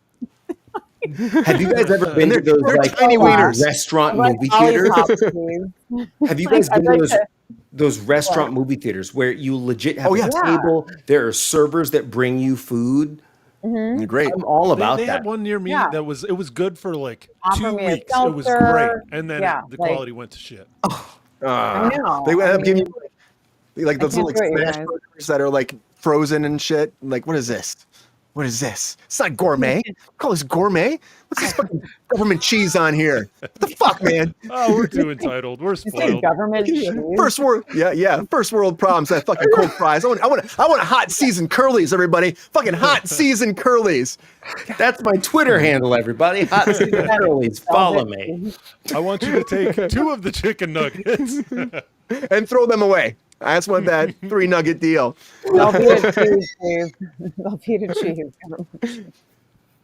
Oh my God. I tell you what, somebody doesn't have to worry about government cheese is Batman, though, everybody. And Batman's got more spin-offs coming because there's a new spin-off idea about Harvey Dent coming to Max. That's right, based off the Pattinson world. Can we talk about that in Comic Corner?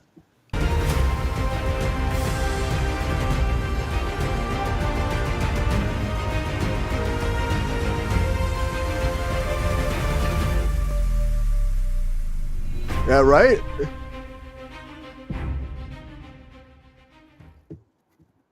Checks my purse.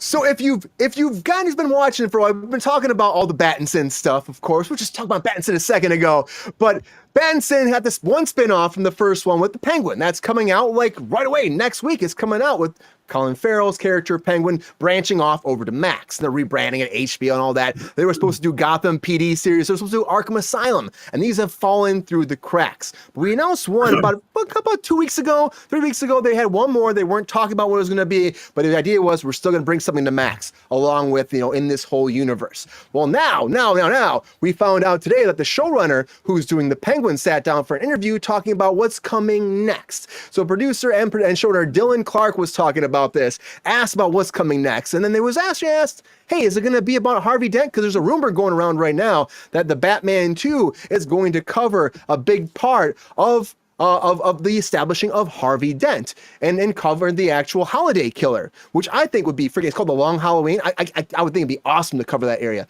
It's a killer that murders people on different holidays, leaves back a bunch of little trinkets along with it every time, and it's like they're murdering people on Halloween, Christmas, New Year's Eve, Thanksgiving. They're leaving like turkey legs and like little nipples from their nipples of a baby bottles. They're leaving those behind. Hey, it's the weirdest thing. But hey, leave the little nipples alone, okay? Now, leave them alone, okay? Untraceable. I'll give you what they actually. Untraceable pistols, a nipple from a baby bottle, a crude silencer, and then of course a holiday trinket. It could be a jack-o'-lantern if it's Halloween, a Christmas tree, a miniature one, or a decal if it's that, and they're murdering the people and leaving this. So that's what they're saying is the idea. So when asked upon that, the showrunner Dylan came forward and was like, is it going to be Harvey Dent? Is that what we're going to do if we're establishing Harvey Dent? If it's going to be the Long Halloween, is that what it's going to be? And he said, that's what we've been thinking about, trying to find our way in that conversation to make this happen. So they haven't officially announced it, but they kind of got it out, kind of slipped. And it sounds like they're going to establish Harvey Dent in the Batman 2, and then you're going to get his turn into Two-Face in a very procedural cop drama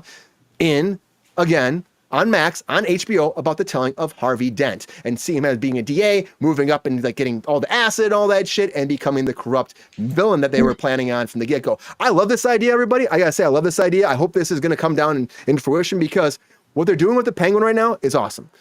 You kind of have the character in the movie, but then you get a deep dive into these villains. Do every villain this way. If this was gonna be James Gunn's Batman, though, this would be fucking phenomenal. But it's not. So it's weird. This is not going to all tie into the big DC universe. I love the idea, but at the end of the day, it's not going to affect the movies. Only going to affect the TV universe. But it might be a fun way of establishing villain series and seeing these characters thrive and drive. Kind of like they tried in Gotham, but Gotham was CW based almost. Gotham. I watched Gotham. I'm not gonna hate on Gotham, but Gotham could have been a lot better, guys. Come on, Jerome as a Joker. Come on, my Kmart version of the Joker. I want Joker. I want Joker. Not to knock on Kmart either, but it's gone, guys. But yeah, this idea is Penguin was good in Gotham, though. Is Kmart even around?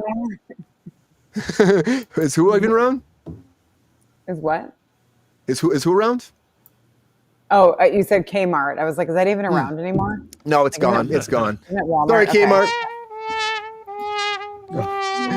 But I think this is a great idea. Kmart? Okay.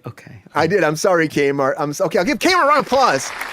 Low prices until you went out of business. Good Kmart. Good Kmart. Big K. But I think this is a great idea. I think you get a lot of time to develop these characters, especially villains. Mike, I know you're super excited about this. How do you feel? Is this the route they should go? Do you want to see Harvey Dent, Harvey on Max? Penguin isn't even out yet, man. We haven't even had a chance to see the response to this, and already they're greenlighting a Harvey Dent series.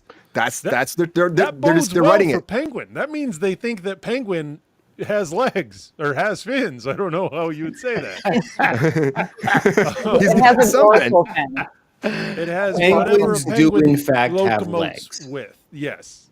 It depends on if they're on an iceberg or in the sea, of course. Would they go big, Mike? Would they get like some like Jake Gyllenhaal maybe as Harvey Dent, or you They'd think have they would to. get somebody like They'd have to. You got to go with a big Idris name. Elba? I brought up Idris Elba. He'd do it, but he can do anything. I brought up the list of everybody that's played Harvey Dent, and it's a who's who of Hollywood, my man. Aaron Eckhart, Tommy Lee Jones. I Billy D. like Williams, Aaron Eckhart. I like Aaron Eckhart. He was good. Diedrich Bader, Neil Patrick Harris, William Shatner, Andy Daly, like all kinds of greats. Neil Patrick Harris, really? Yeah, that was in an do episode of Robot Harris. Chicken. Oh. Right. You can't counts. use robot It counts. chicken. Wait, okay. Aaron Eckhart or Tommy Lee Jones Jake Gyllenhaal? or Jake Gyllenhaal? Jake Gyllenhaal? Who's a better Harvey Dent? What's your question?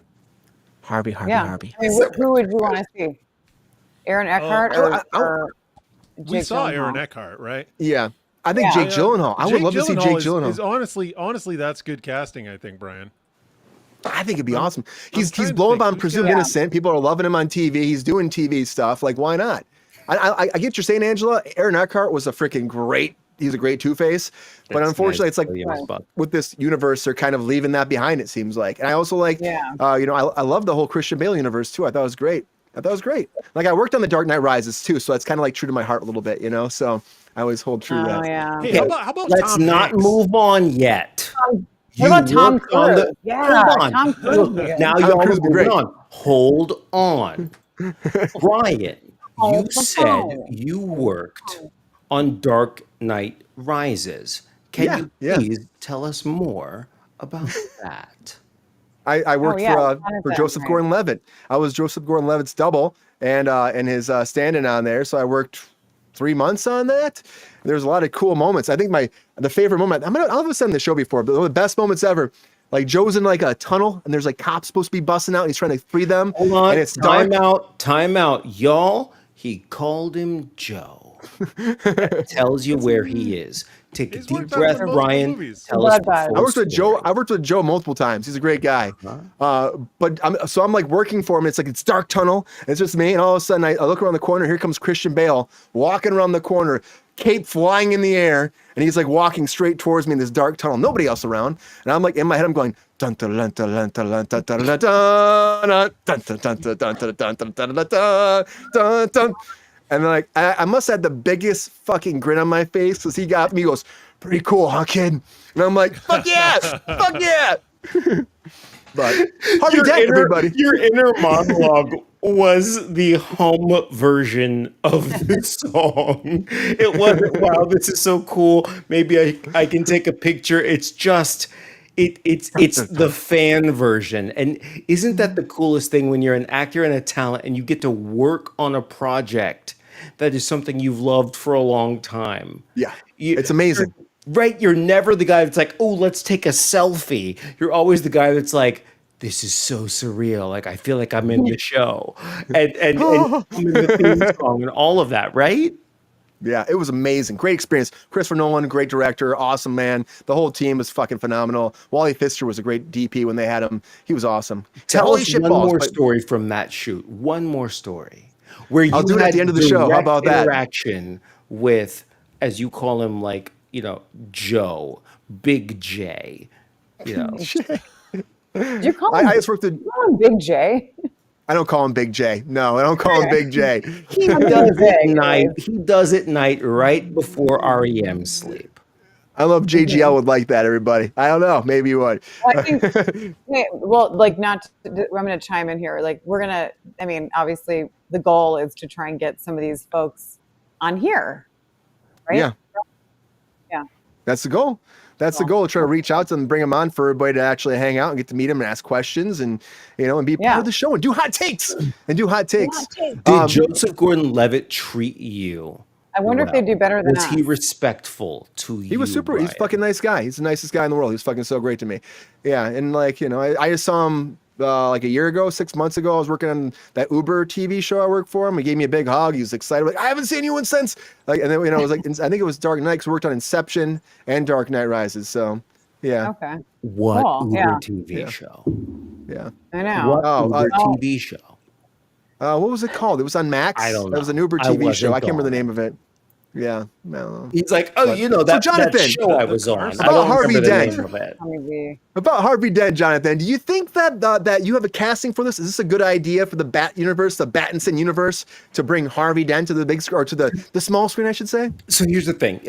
God, it's so cool that you asked me that. I love Two-Face. Two-Face is probably my favorite Batman villain because I love that he's just as bad as he is good. It's just that the bad gets you into trouble and therefore gets you more recognition than the good. So as many people as he's killed and whatever, he's also let go or turned the other cheek or what have Gotham's you, right? White Knight. That's sure. Yes, but my thing is this: how is, and y'all, I'm gonna nerd out for a second. How is Batman? I heard that groan, and it's wonderful. It's wonderful. How is Batman any different in terms of his values? Right? How is Batman any different than Two-Face? Is it the right, moral, friendly, fun, fuzzy way of doing it? I don't know. Maybe, maybe not. There's a dark side and there's a light side. And that shows us in that series that maybe it's not as blended as we all think it might be. Maybe there is a clear line. Because every superhero comic is like, maybe we're not all good or not all bad. But Batman and Two-Face draws the line, which makes Batman have to make a more important and significant decision about his next steps. That's one of the reasons why I love Two-Face. But I think that if we're going to create multiple versions of these heroes and or villains, then we have to be willing to evolve as an audience, just as the heroes and or villains are evolving in their roles. Did you see the latest Batman cartoon, which my old scene partner from college, played Montoya, Crystal Brown. Maybe she put a middle name in there or something, whatever. She did some Broadway roles. She was essentially a big theater star, and then she jumped into animation. And that's why I watched it, because I'm like, oh my God, we were scene partners. Let me go watch this new Batman cartoon. And it was wonderful. It's amazing. Then I thought to myself, well, wait a minute. The Penguin now is a woman. Yeah, she was only in one episode, wasn't she? Which is crazy. I think they had her more. Brian, she's in multiple episodes. Oh, 6 episodes. But the point is, it doesn't ruin anything. It adjusts things, but change is not always ruin. And I think that is a lesson we could all stand to, if not live by, then at least accept a piece of. That's all I got to say. So far, I love what DC is doing. Keep doing it. I love it too. It's smart. It's smart. And this is a good idea. And what Matt Reeves has been doing is a lot of fun. Now, the Batman movie was a little long. It was a little long, I would say, but the characters were driven. They were grounded. It's going back to the Nolan kind of universe after Zack Snyder. The casting's interesting too. Like Angela was saying, probably some more realistic character will be coming in, an actor, I should say. So, Angela, after this conversation this whole time, who do you got? Who do you think? Is it going to be, you think they go back to Aaron Eckhart? Is there any world that you think that he could actually be Harvey Dent again? Or do you think that someone like a Jake Gyllenhaal, or maybe a completely different casting? Well, I mean, it's kind of like I guess, could I see Aaron Eckhart? 100%. Yeah. I mean, yeah, he's so good. He's really good, and he has that like business lawyer vibe. You know, he just kind of fits that mold. He fits the mold really well out of all the actors I've seen play Two-Face. I mean, I just think he was really, really great. Obviously, like I think Tommy Lee Jones played, wasn't it? Back. Oh yeah. Yeah, it was Tommy Lee Jones. I love Tommy Lee Jones. I know Tommy Jones is great. He's it was so wacky. He did not give a shit but he about doesn't have that like lawyer scene. What? Look at how wacky he was. Yeah, well, I know, and that one's not. I don't think that's. I mean, Schumacher.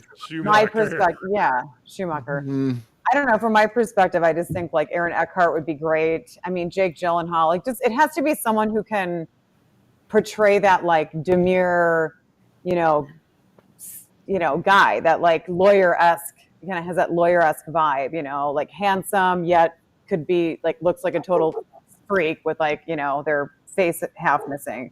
So I don't know. He just I think is like one of the best ones I've seen. I would like to maybe see him again. I think if we wanted to go with more of more youthful, you know. Don't say Chalamet. Don't say Chalamet. Don't do it. God, I wasn't even like he's like a baby. I'm not even. No, not him. Chalamet would be. He's got enough plated. He's got enough on his plate. Gosh, who could I see? I mean, Johnny Depp obviously is great. Johnny Depp. Throw Johnny Depp. Let's do like a Tim Burton type deal. Have Tim Burton direct it. Have Johnny Depp play him. Gosh. Yeah, right. That would be interesting. Maybe Amber Heard could be in there as Oh my God. Amber Turd will not be there. Sorry. The comedy of adding Amber Heard into a Johnny Depp movie, like that, it's solid. It's there. We'll work out the jokes later. But solid gold. But the fact, like Johnny Depp playing Two-Face and watching him not just switch, because here's the thing, like, you know, wouldn't have to. It's just who he is. When you own what's that? I said that's just who he is. He wouldn't even have to switch. He wouldn't have to go into like method acting. He would just be. It's just Johnny. Hey, it's Johnny with alcohol and without. And here's the thing. That's fun, right? But here's the thing. That's fun. But that's fun. But when an actor is actually doing the work, okay? Yeah.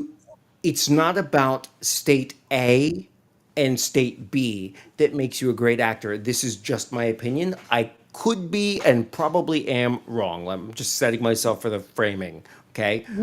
So Brian, keep it still, and I'll keep it still, and we'll match it up. Okay. My thing is this: what I think makes great acting, and what I tell my students at the schools, you know, that I own and run, is it's not A, character and situation, moment, beat, whatever, or B. It's the transition from A to B. That's what we as an audience love to see. That's where we feel like we got that inside take, right? Johnny Depp is great at that. So imagine, I mean, Brian, I think you need to put yourself back. I think you need to put yourself back on the screen here. Brian, I think you hit the nail on the head.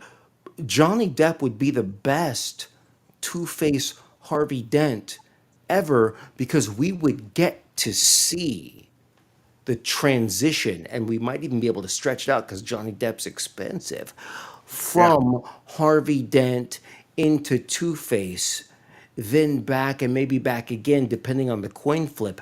That is a performance worth the price tag. I would love to see someone like Johnny Depp tackle one of the most complex and conflicted Batman villains of all time. The Joker ain't conflicted.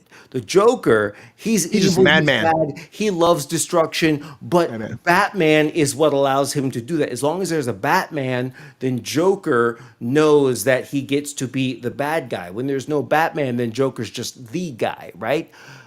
Penguin is more involved in money, and Batman's trying to stop him.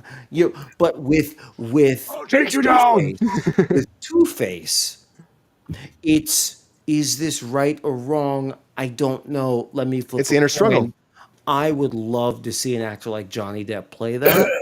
And Brian, you brought that up. That would be magnificent. And I would say it would rival, maybe not, I don't want to use the word Trump.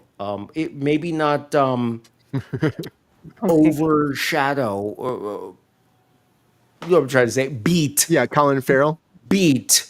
No. I'm saying maybe it would, you know what? Let's throw a bunch of names. What I was going to say is it might not beat any other villain's portrayal or any other Johnny Depp portrayal, such as Jack Sparrow. But I think it would be a magnificent, detailed, complex, challenging performance that anybody who's a true fan of that series, that comic, and that character, I would go see that in the movie theater. Maybe. Yeah, but they'd have to add him to this movie, which they would. They'd add him to the Batman and have him go over there. It kind of looks like we're in the same thing as Two-Face right here for a second. Is it just me? A little bit? I don't know. Maybe it's just me. What? No. On this picture? They don't have to add him to On this anything. What are picture? you talking about? I'm just saying Johnny Depp would be an amazing, or he'd be great. the best He'd be great. Two-Face. The best. We'll see. Oh, I see. I think he'd be great. Because we would see Yeah. that transition from A to B. Does that not make sense? I'd love to see his audition. I would love to see his audition tape. Yeah, me that'd too. be great. Show me his audition tape, and I would love to see it. You know what I mean? Just to see him like in that element.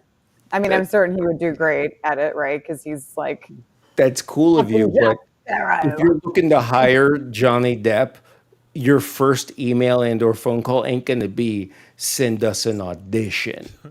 well, yeah. I mean, Yeah. you know what I'm saying. I mean, I kind of just Yeah. want I know to what see you him and a couple other people. But I hear you. I mean, I definitely, that's very accurate regarding him for sure. He would be I just think I might want to see some other. I think he could be great. I think that we'll see because they I got also some like love Colin how Farrell. Angela's He's like, with I him. want some proof.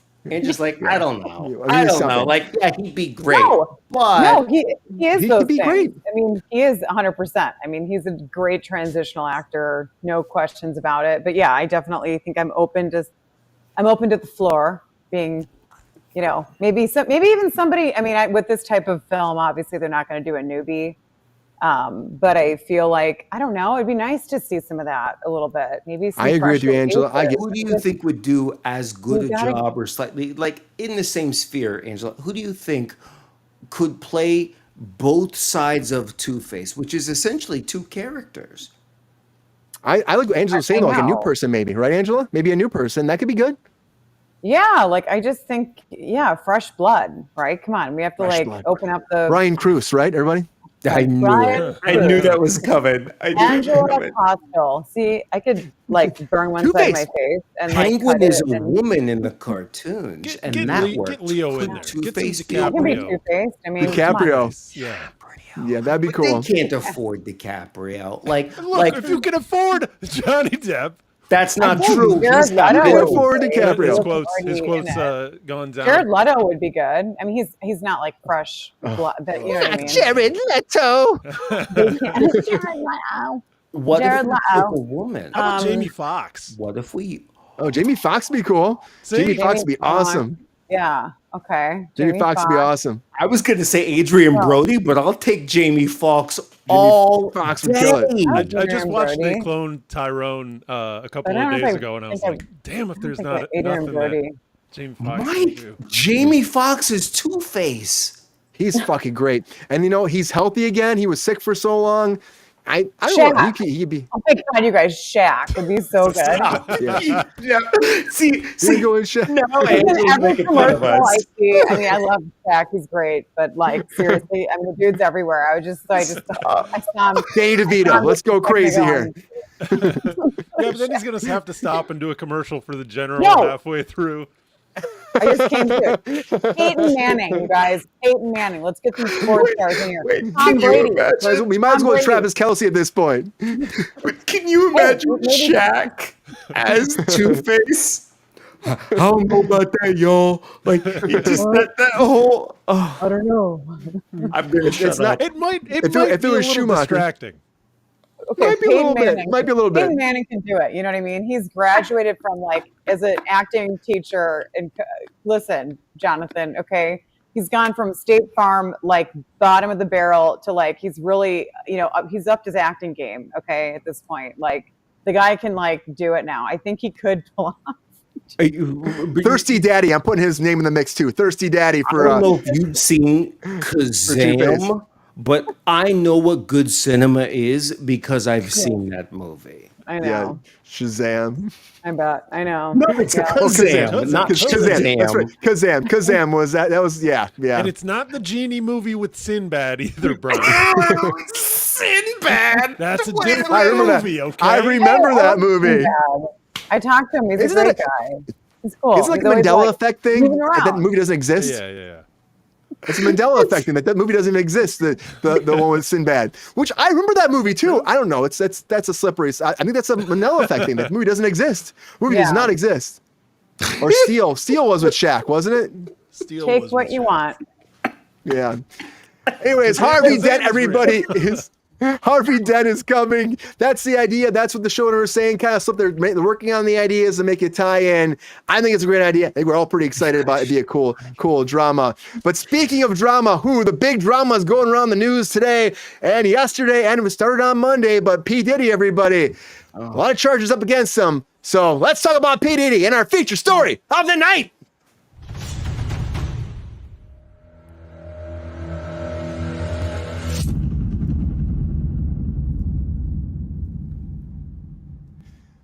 So I gotta say, as a kid that grew up with Puff Daddy, P. Diddy, Diddy now, all of his music, like he was very influential for a long time. He's been popping up in the news so much here on Kruse Control. We talked about what happened with Cassie, with his ex-girlfriend. We showed that footage on the show of him dragging her through the hallway, beating her up, kicking at her.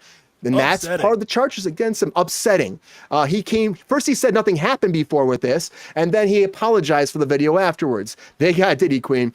I know, but on Monday, September 16th, at an upscale Manhattan hotel, they arrested P. Diddy, or I guess Diddy now. Everyone's telling me to, I still, again, I'm a millennial, I guess. I think about him as P. Diddy still, but he goes by Diddy. So they got Diddy. He's been arrested for sex trafficking, racketeering, which is a big one, and transportation to engage in prostitution.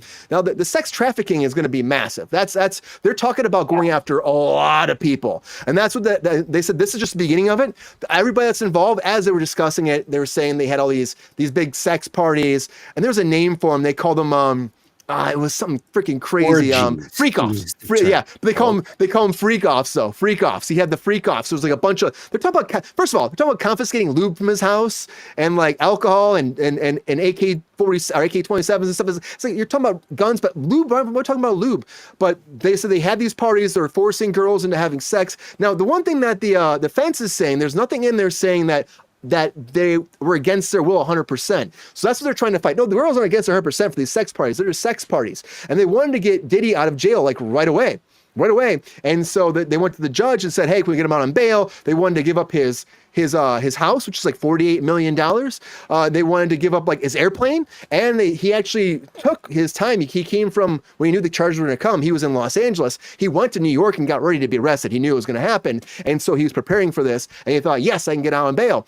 Nope, no, you can't, because the judge came forward. They went to the judge, and the judge said no. Judge Robin Tarnowski said, nope, I will not let him out under the idea that he is a danger to public and especially against the potential witnesses. They're saying that he would cause fear to the potential witnesses from coming forward. And so the judge denied his bail. What about an appeal, though, Mike? Oh, right before we came on show, they did their appeal. The judge said no. They said no. So now he is in jail until the trial, which there's no trial date set for this either. No trial date at all. So Diddy's caught right now in this jail, which they're saying this is like one of the worst jails in Manhattan. A lot of people die in here. There's murders. There's people get beat up constantly. It's like where you don't want to be. You do not want to be here at all. And someone like Diddy has never experienced this before, but he was like, again, they're talking about being like an empire, like a freaking like a criminal empire that he was running. And there would be a lot of people coming down that were subordinates for him, getting the prostitutes. Queen, I know, sex parties, getting the prostitutes, getting again. I don't want to joke about this, but they're reading this stuff out. They're like the lube, making sure there's enough lube in the apartment. I'm like, I'm like, okay, cleaning up after him. Again, all the drugs, everything. They're just saying that these women were trafficked. And again, this comes down to these other cases of ex-girlfriends and all these things leading up that we've talked about on the show, that all these women coming forward saying that he's a slime ball, pretty much, allegedly. And now he's caught in jail, everybody. P. Diddy is not going to get out anytime soon. Even there's like even a $50 million bond, they're like, there's no way. So he's caught until that trial. I guarantee he's probably freaking out. All he said in his actual court, when he went to the court for his hearing, he said, not guilty. That's all he said, kept looking forward and nothing else. And now he is caught in this jail and he's just be stuck there for a while. And I think that we knew this was happening. I brought this story up, Brian, but I want to ask you, how do you feel about that? Yeah, I think from everything that you hear, and this is the thing about me, it's like I like to give people benefit of the doubt. Of course, I do. We're America, you know. You're innocent until proven guilty.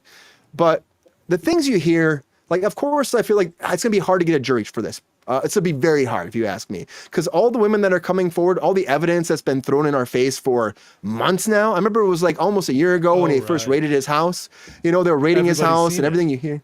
Everybody seeing that footage, seeing that damning footage of watching him. And again, he paid like $40,000 to get that hushed away. Like, he paid off the hotel so that wouldn't leak. And then it finally did leak, and seeing how brutal he was. And he's saying, I was out of my mind. I was drunk, whatever. That was a bad time in my life. But he denied that ever happened. He denied it. He said, I never touched her. No way. I've done nothing wrong. And then you see the footage. You see the fucking footage. And it's like, I'm not trying to go after somebody that's that's talented, that's out there. You know, people will probably say like, oh, well, leave Diddy alone. There's a lot of that stuff. But I'm saying, when you see that with your eyes, I think they're going to throw the book at him. I think they're going to throw the book at him. And I think it might be deserved in this case. Honestly, I've been talking to friends about this for the past few days. And I'm like, I can't imagine in any world where he gets out. They're saying for life. They're going to keep him in there for life. That's what he's up against now. The rest of his life done in jail, over with. And there's a lot of women coming forward on social media being like, this is a great thing. They're celebrating it. It's like a Harvey Weinstein thing, guys. That's what it feels like to me. It feels like Harvey all over again. And I honestly think that we're not going to see P. Diddy ever again. Could be worse. Even significantly now, people worse will fight. than the horrific People will fight, crimes that Mike. Weinstein is guilty of. I'm gonna go to you, Mike. I'm gonna go to you fast. People are speaking up, being like, "Well, it's sex parties. You know, he's a celebrity. You know, he's involved with this. It should be fine. It's sex parties." But if you are literally prostituting people out on boats and hotels and stuff like that, and making people have sex with them, this is like Vince McMahon. We talk about Vince McMahon on here, but 10 times fucking worse. You know, if you're doing that like that. Human beings don't deserve that shit, Mike. They don't. So I'm not going to say that I know he's guilty. Again, you are innocent until you're presumed innocent until guilty, found guilty. But it's frustrating, and it's really, it pisses me off. I knew it was going to happen though. But Mike, what do you think? Do you think there's you hear that people are saying, well, sex parties, leave it alone. Do you think that's any kind of justification? Do you think that's going to try to push to say he's not guilty, that he's a celebrity? You know, this is what he does. He's a crazy sex life. I'm equally appalled by this, Brian. I hate to see it in the news. I hate to have to talk about it on the show. But and I wonder, Brian, they said they found 1,000 different bottles of lube. And I'm wondering, what is it that 1,000 bottles of lube can get done that I'm glad you asked. That 500 bottles of lube can't do? Because it's nothing good if it requires the full 1,000. No. This is a guy, my opinion of this guy has never changed. Let's not talk about him like he's a person that ever had any talent whatsoever. He rose to fame on the music of Led Zeppelin in the 90s. He only ever massively ripped off samples. Nothing wrong with stealing samples, but if you just steal songs whole hog and then just rap over it, and it's mediocre rap too. I don't know anybody He was only biting stuff that other people had already done better. He's never innovated at all. I'm not feeling Diddy, but that's not a crime, right? Yeah. What is a crime is mistreating people and having all kinds of guns on your property and drugs. And the thing is, I don't even want to hear about the abuses and the trafficking, just because it's so incredibly horrifying. I think it's terrific that we're going to have an opportunity to hear people's stories. And I'm also thrilled to hear, Brian, I'm just hearing this now, that the judge didn't want to give him bail. Yeah. That's great. And he tried to appeal. He tried to appeal. A hyper wealthy person like that too. But I think, if they want him on racketeering charges, that tells you that the dude is is connected. And if he's trafficking too, he's not just connected in the rap world. He's connected in organized crime is what it sounds like. Allegedly. That's what it sounds like. Yeah. Allegedly. Maybe he can play Two-Face. Yeah. If he ever gets out of jail. Yeah. I just can't believe it, Mike. I know. And it's like, you're right. It's like, we don't want to, I hate talking about this. It sucks. It does suck. I hate to hear this, but we've heard this news building up for a long time. And he did sample us. There's also a lot of allegations again out there. Eminem going after him, being like, you killed Biggie. And allegations from Keefe D, who's been serving on trial, saying that he hired me to kill Tupac. And it's like, you hear these things and it's like, you don't know, they're allegations. People might be just trying to blame somebody.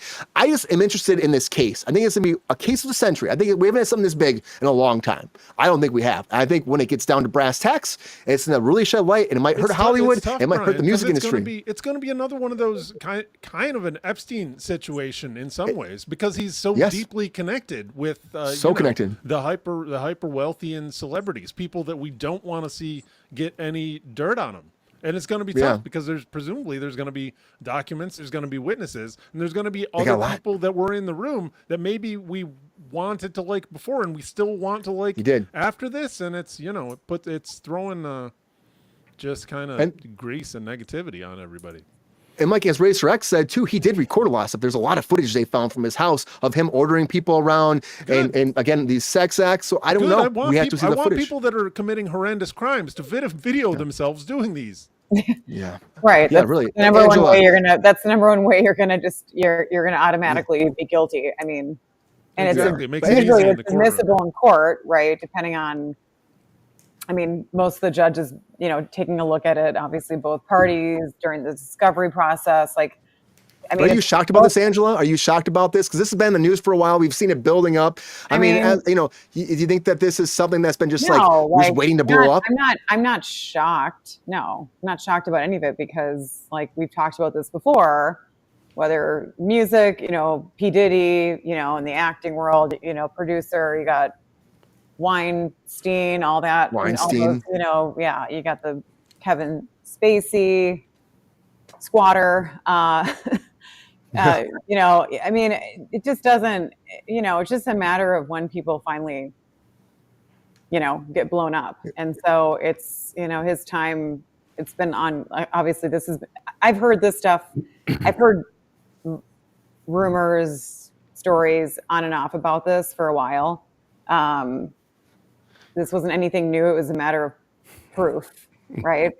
So finally, that happened when that video got leaked, because I'm sorry, but a video says everything. It says everything, right? Your mouth, it just says everything. You can't escape a video. Sure, you can find defenses or whatever, but especially if you've got audio linked to it, any of that type of stuff, that's going to become damaging.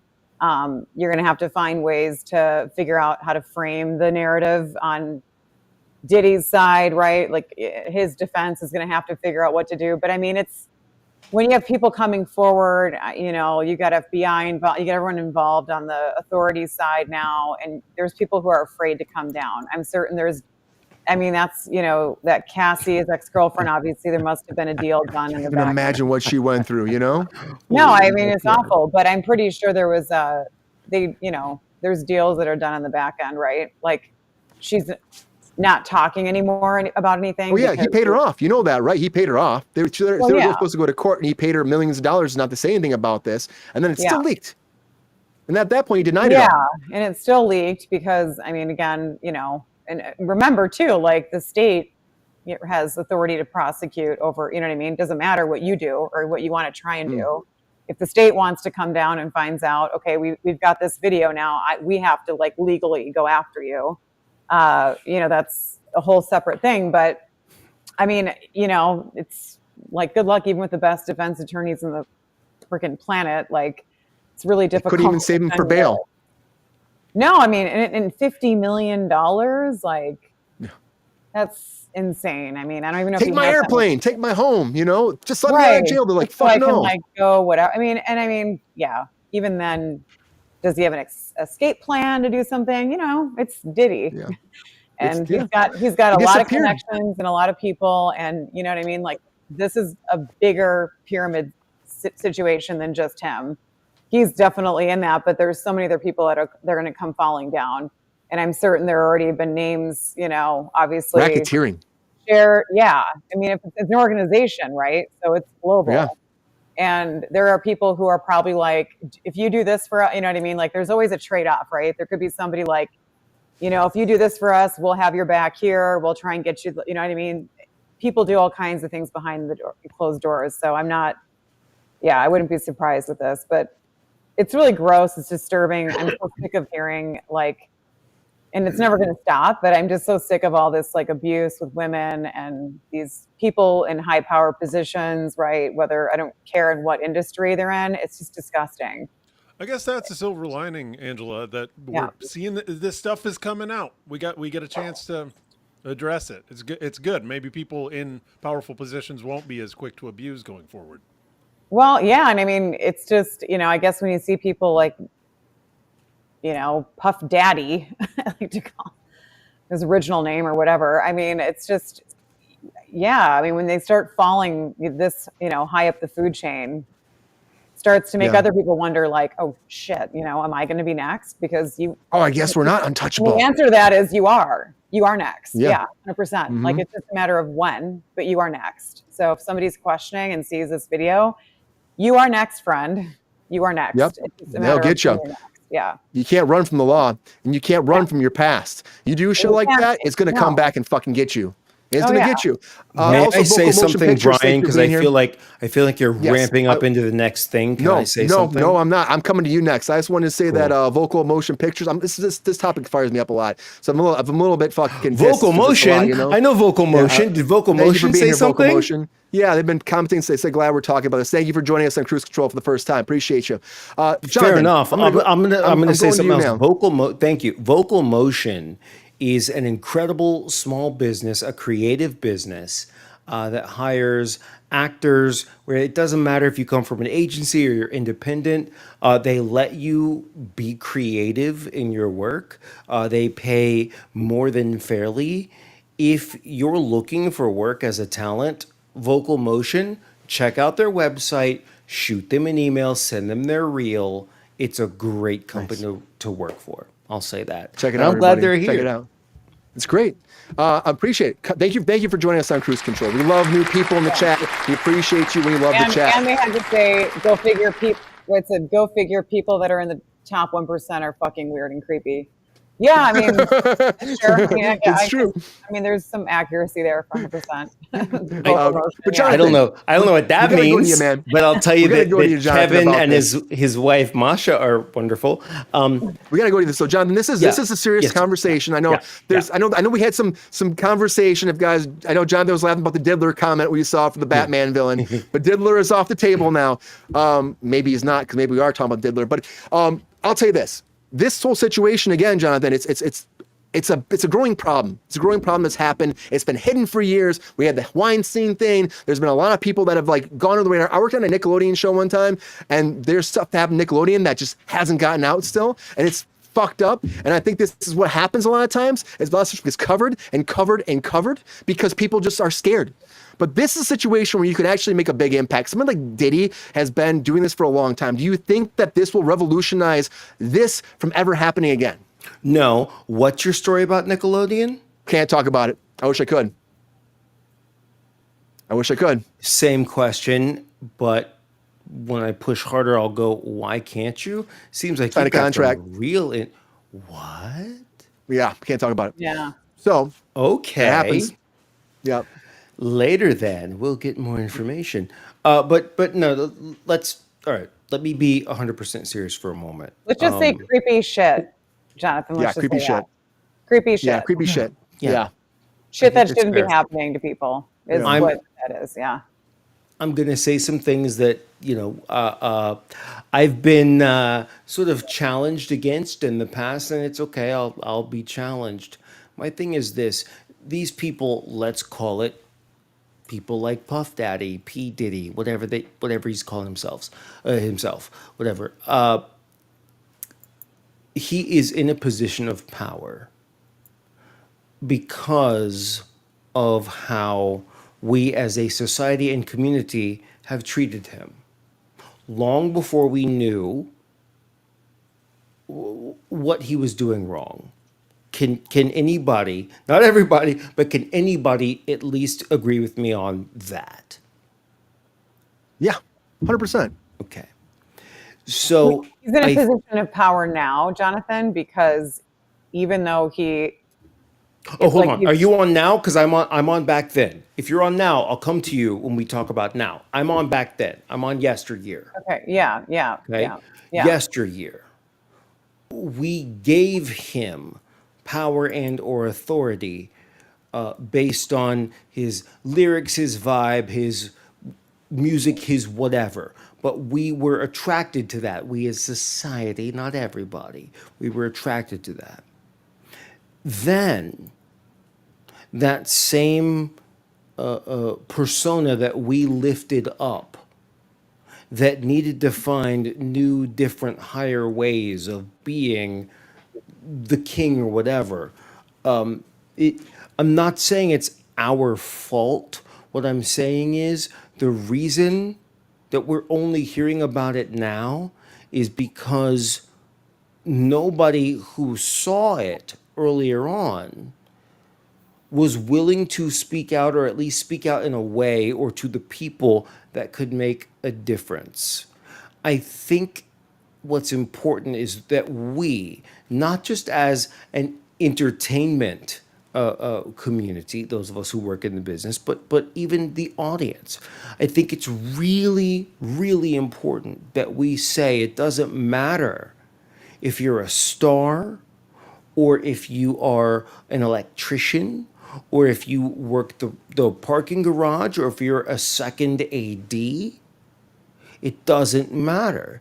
If there are things being said, done, communicated, even put out there, sure, we have free speech, but if there are things being said and or done that are put out there that you feel are not aligned with how you'd want to be treated, and I know I'm going to get so much flack for this, but I think when we buy those tracks, when we download that album, when we go to YouTube and we, watch that video on, what is it, Vimo, whatever, when we do the Spotify thing, I think what happens is we disagree with it fundamentally, but we support it financially.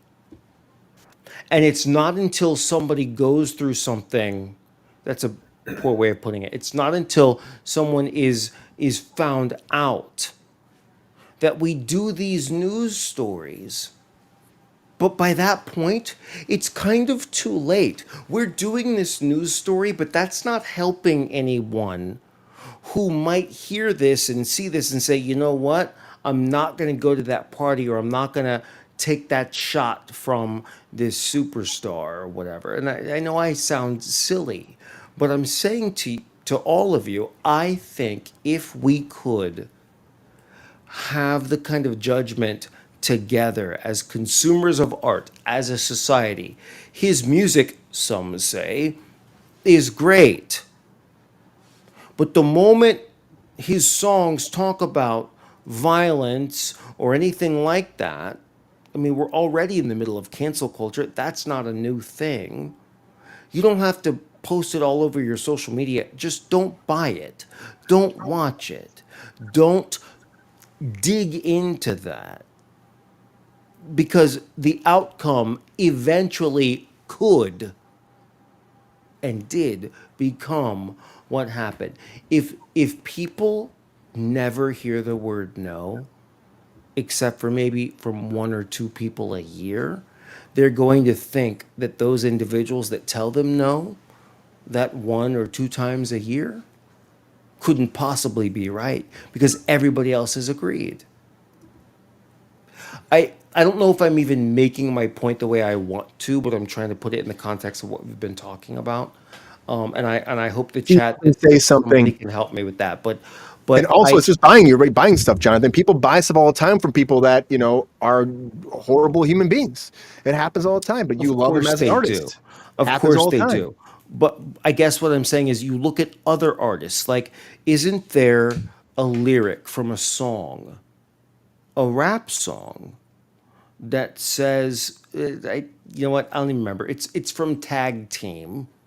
It's old school, but remember back in the day when the popular music wasn't about abusing people. No, it was fun. You don't Fun music. remember? It's tough for me, Jonathan. it was- I have mixed feelings on this. Go ahead, For Nick, sorry. example, I'm a big like NWA fan. I love Eazy-E. I love the music. I'm not even really conflicted about the lyrical content. The lyrical content is problematic. There's massive amounts of misogyny going on there, and I don't feel great about that. But you bring up a good point, which is is this what we're seeing with Diddy? Is this an extension of that kind of, representation of violence and kind of We made misanthropy? him rich. We did.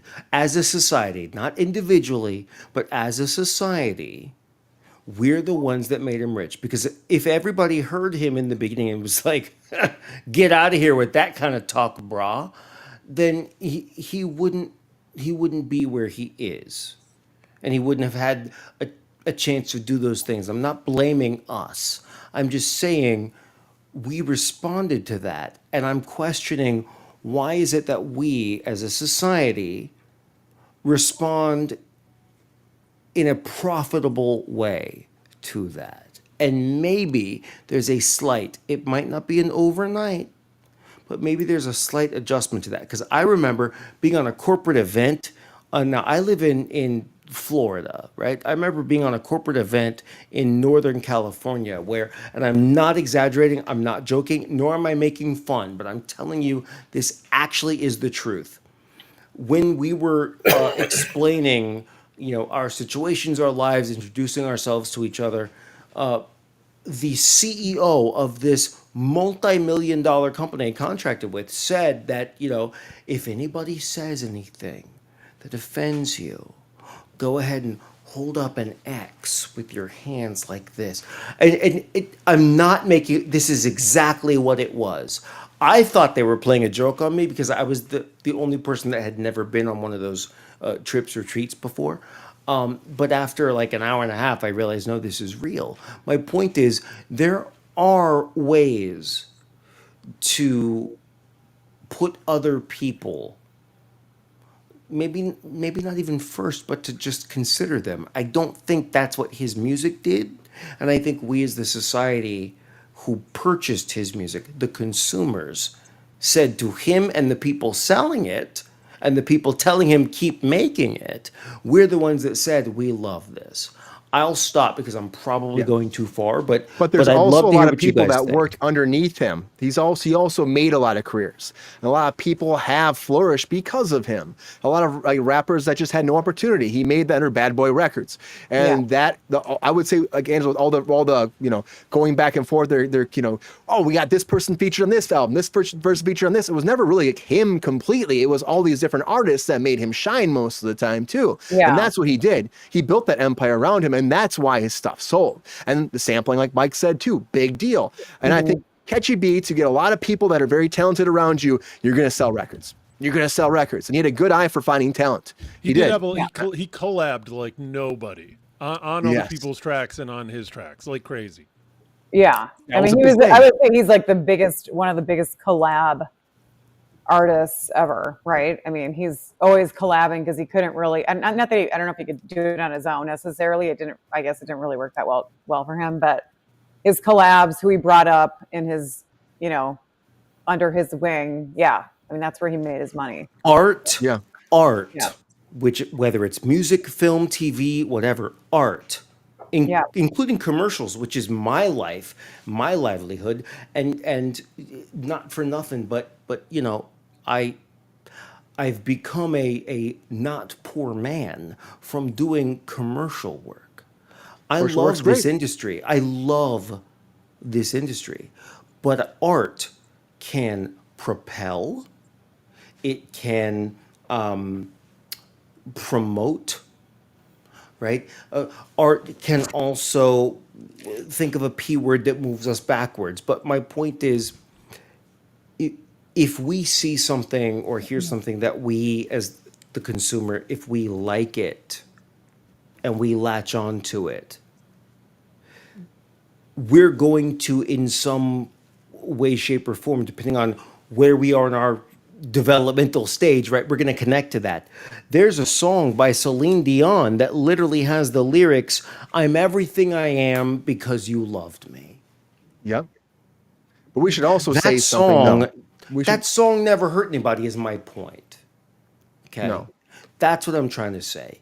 That song made that artist millions of dollars. And it was about lifting people up. Now, look, I believe in freedom of speech. Please.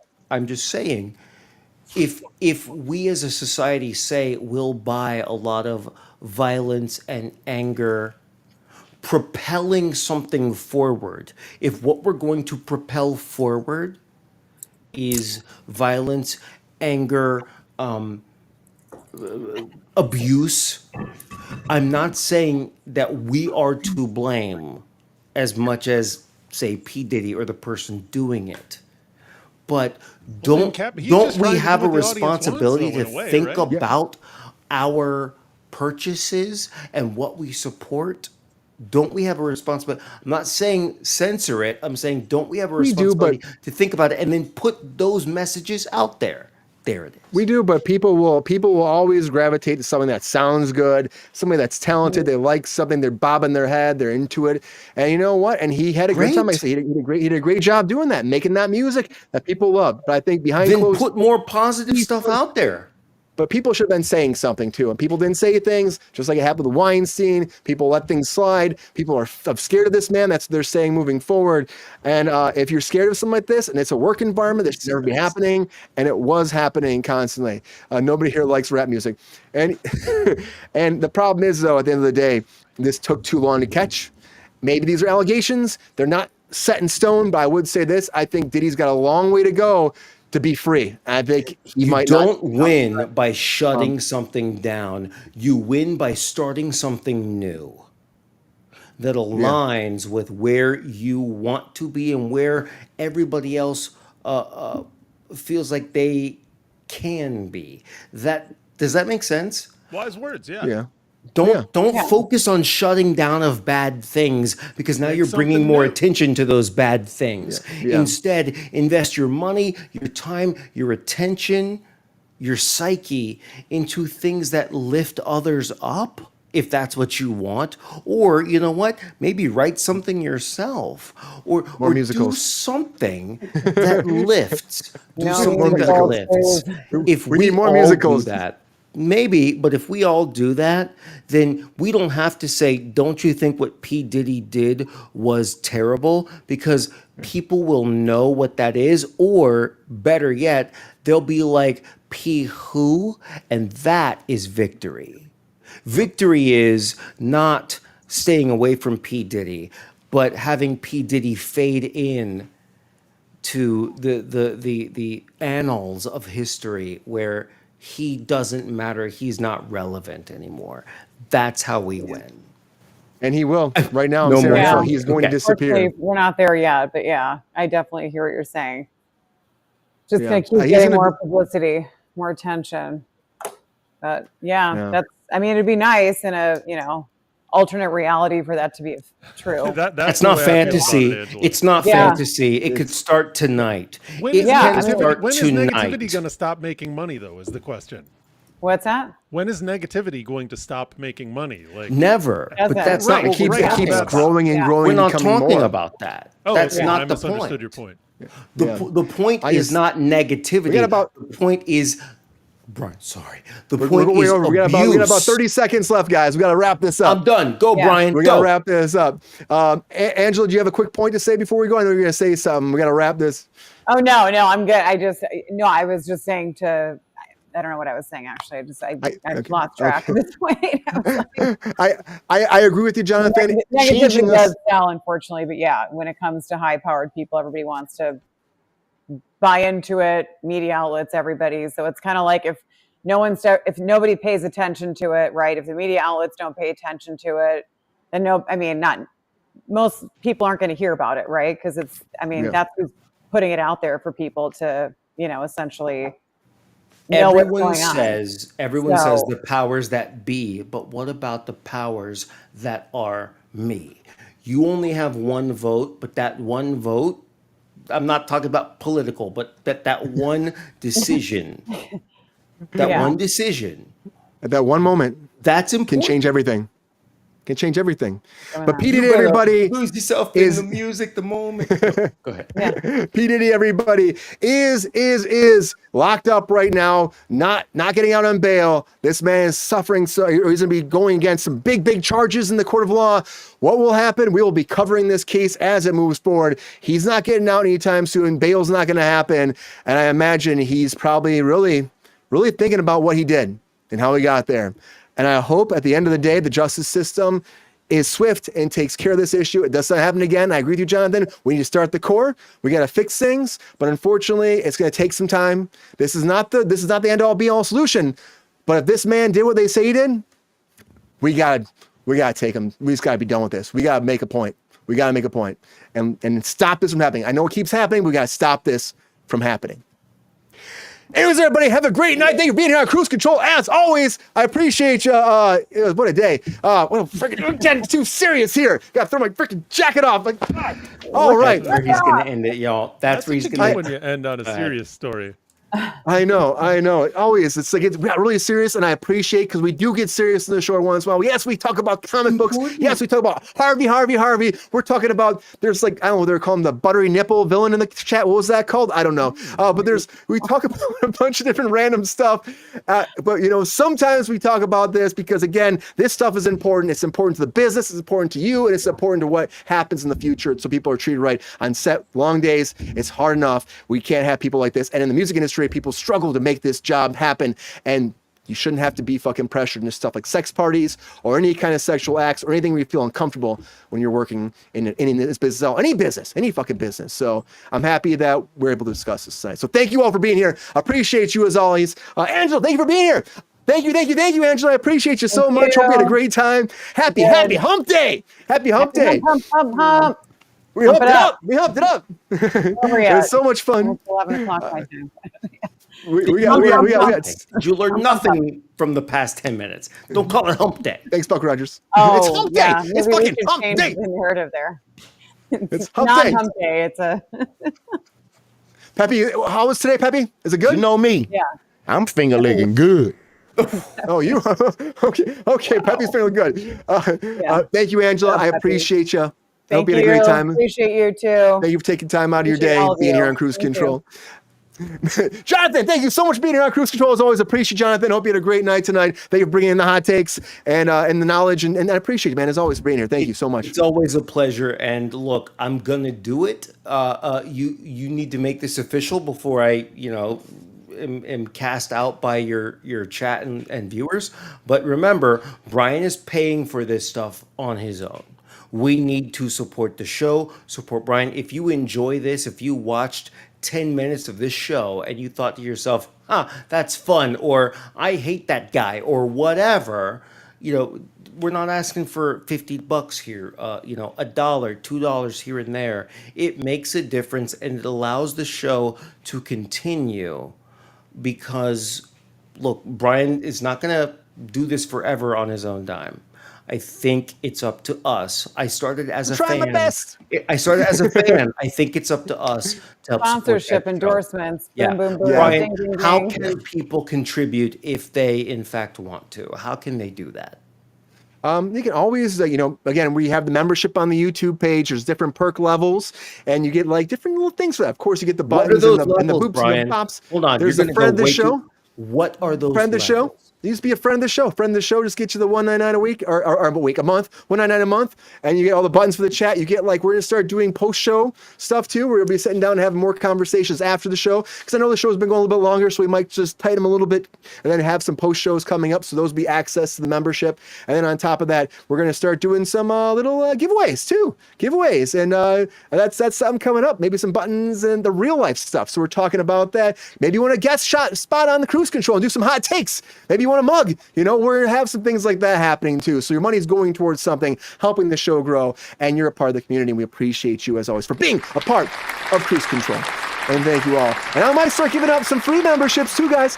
I'm for a month here, a month there. Just, you know, if you pop in and leave some nice comments, we're talking about, you know, if you hear the whole show, comment in the beginning, the middle, end. We like your comments. You might get a little special treat. So we'll watch for that little packages to roll out very soon on Kruse Control. So thank you all. And thank you, Jonathan. And thank you, my intellectual co-host, Mr. Mike Casey, too. Yes, producer Mike. himself. Thank you, Mike. Hope you had a great night. A lot, guys. Yeah, it was a pleasure getting to talk to you. Hey, nobody worry about us catching any libel lawsuits, though. Okay, Brian put us in the comedy under the comedy segment of YouTube for a reason. That is ass We're comedy. Allegedly, All of a sudden, you start Brian. getting blacklisted from everything around town. Oh yeah, I know, right? Burning bridges is what Kruse show's all about. I say allegedly a lot. I say allegedly a lot. Yeah. You know, Allegedly. I do that. Buttocks covered. Allegedly. Yeah.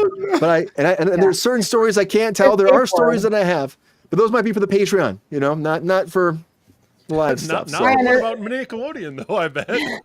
Not Nickelodeon. Well, it's never, okay. never. I mean, it's, you know, you're not saying anything damaging. It's okay. You're right. Yeah. You're safe. Yeah. You're safe. Everyone's safe. For now. For now. Well, I appreciate you all. I appreciate Peppy too. Peppy's here, guys. He's having a great time. Thank you, Peppy. Take it from a guy who's eating a few socks. This stinks. Oh, thanks, Peppy. thanks, man. Anyways, everybody, have a great night. Take care of yourself. Keep spreading that love. We're at like 2,224 subscribers, something like that. Because of you, the numbers keep going up. Keep spreading the love. Oh, the Thirsty Daddy's back. Thank you, Thirsty Daddy, in the chat. Appreciate you. I don't know if we can hear him. Rob, I can Thirsty hear Daddy. you. Yeah, I can hear the Thirsty Daddy. Hey, I can hear you. I've heard you the whole show, so everything's cool. Oh, okay. Well, sorry we couldn't hear you, GR. Yeah, well, One more time you for the and I'll Thirsty talk Daddy. tomorrow. We'll see if we can figure this mess out. Yeah, well, Thanks a lot, GR. Yeah, thank you, GR. Appreciate you. Thanks, It was a GR. pleasure, guys. Our technical director, producer, GR Waters, everybody. Watch out, Thirsty Daddy. Coming to your TV soon. Anyways, everybody, spread that love. You can tell your friends, your family, your uncles, your aunts, your grandmas, your grandpas, your great-great-great-great-great-great-great-great-grandmas and grandparents that came from Pluto all the way out there in the universe. They planet hopped around the whole universe, land smack down in Mike's backyard with a missile that was bigger than my... Anyways, and it was massive. It was great. And they brought all the chinchillas, beavers, and bears. They came floating out of there. They walked into GR's backyard. He had a barbecue for them. He gave them all the screwdrivers all day, and they all subscribed to Kruse Control with the pandas. All those pandas are fucking fierce sometimes, but they subscribe like bitches. It's awesome. I love it so much. They're amazing. They're amazing. The female dogs, like I said, they're great too. They're awesome. Peppy knows. Peppy's all about that shit. And the chinchillas and the beavers and the bears. Oh my! Every little creature, every kangaroo that hops in your cock and lands back on the Kruse Control. We love you so much. So thank you for being here. Appreciate you. Have a great night. Take care of yourself. Happy hump day. We get serious, we get fun, we get sassy, we get sexy. We also have a great time because you're here. So thank you as well. And yeah, watch over those fucking chickens too, guys. Wow. They're fucking cruel. Anyways, until Friday, everybody. See ya.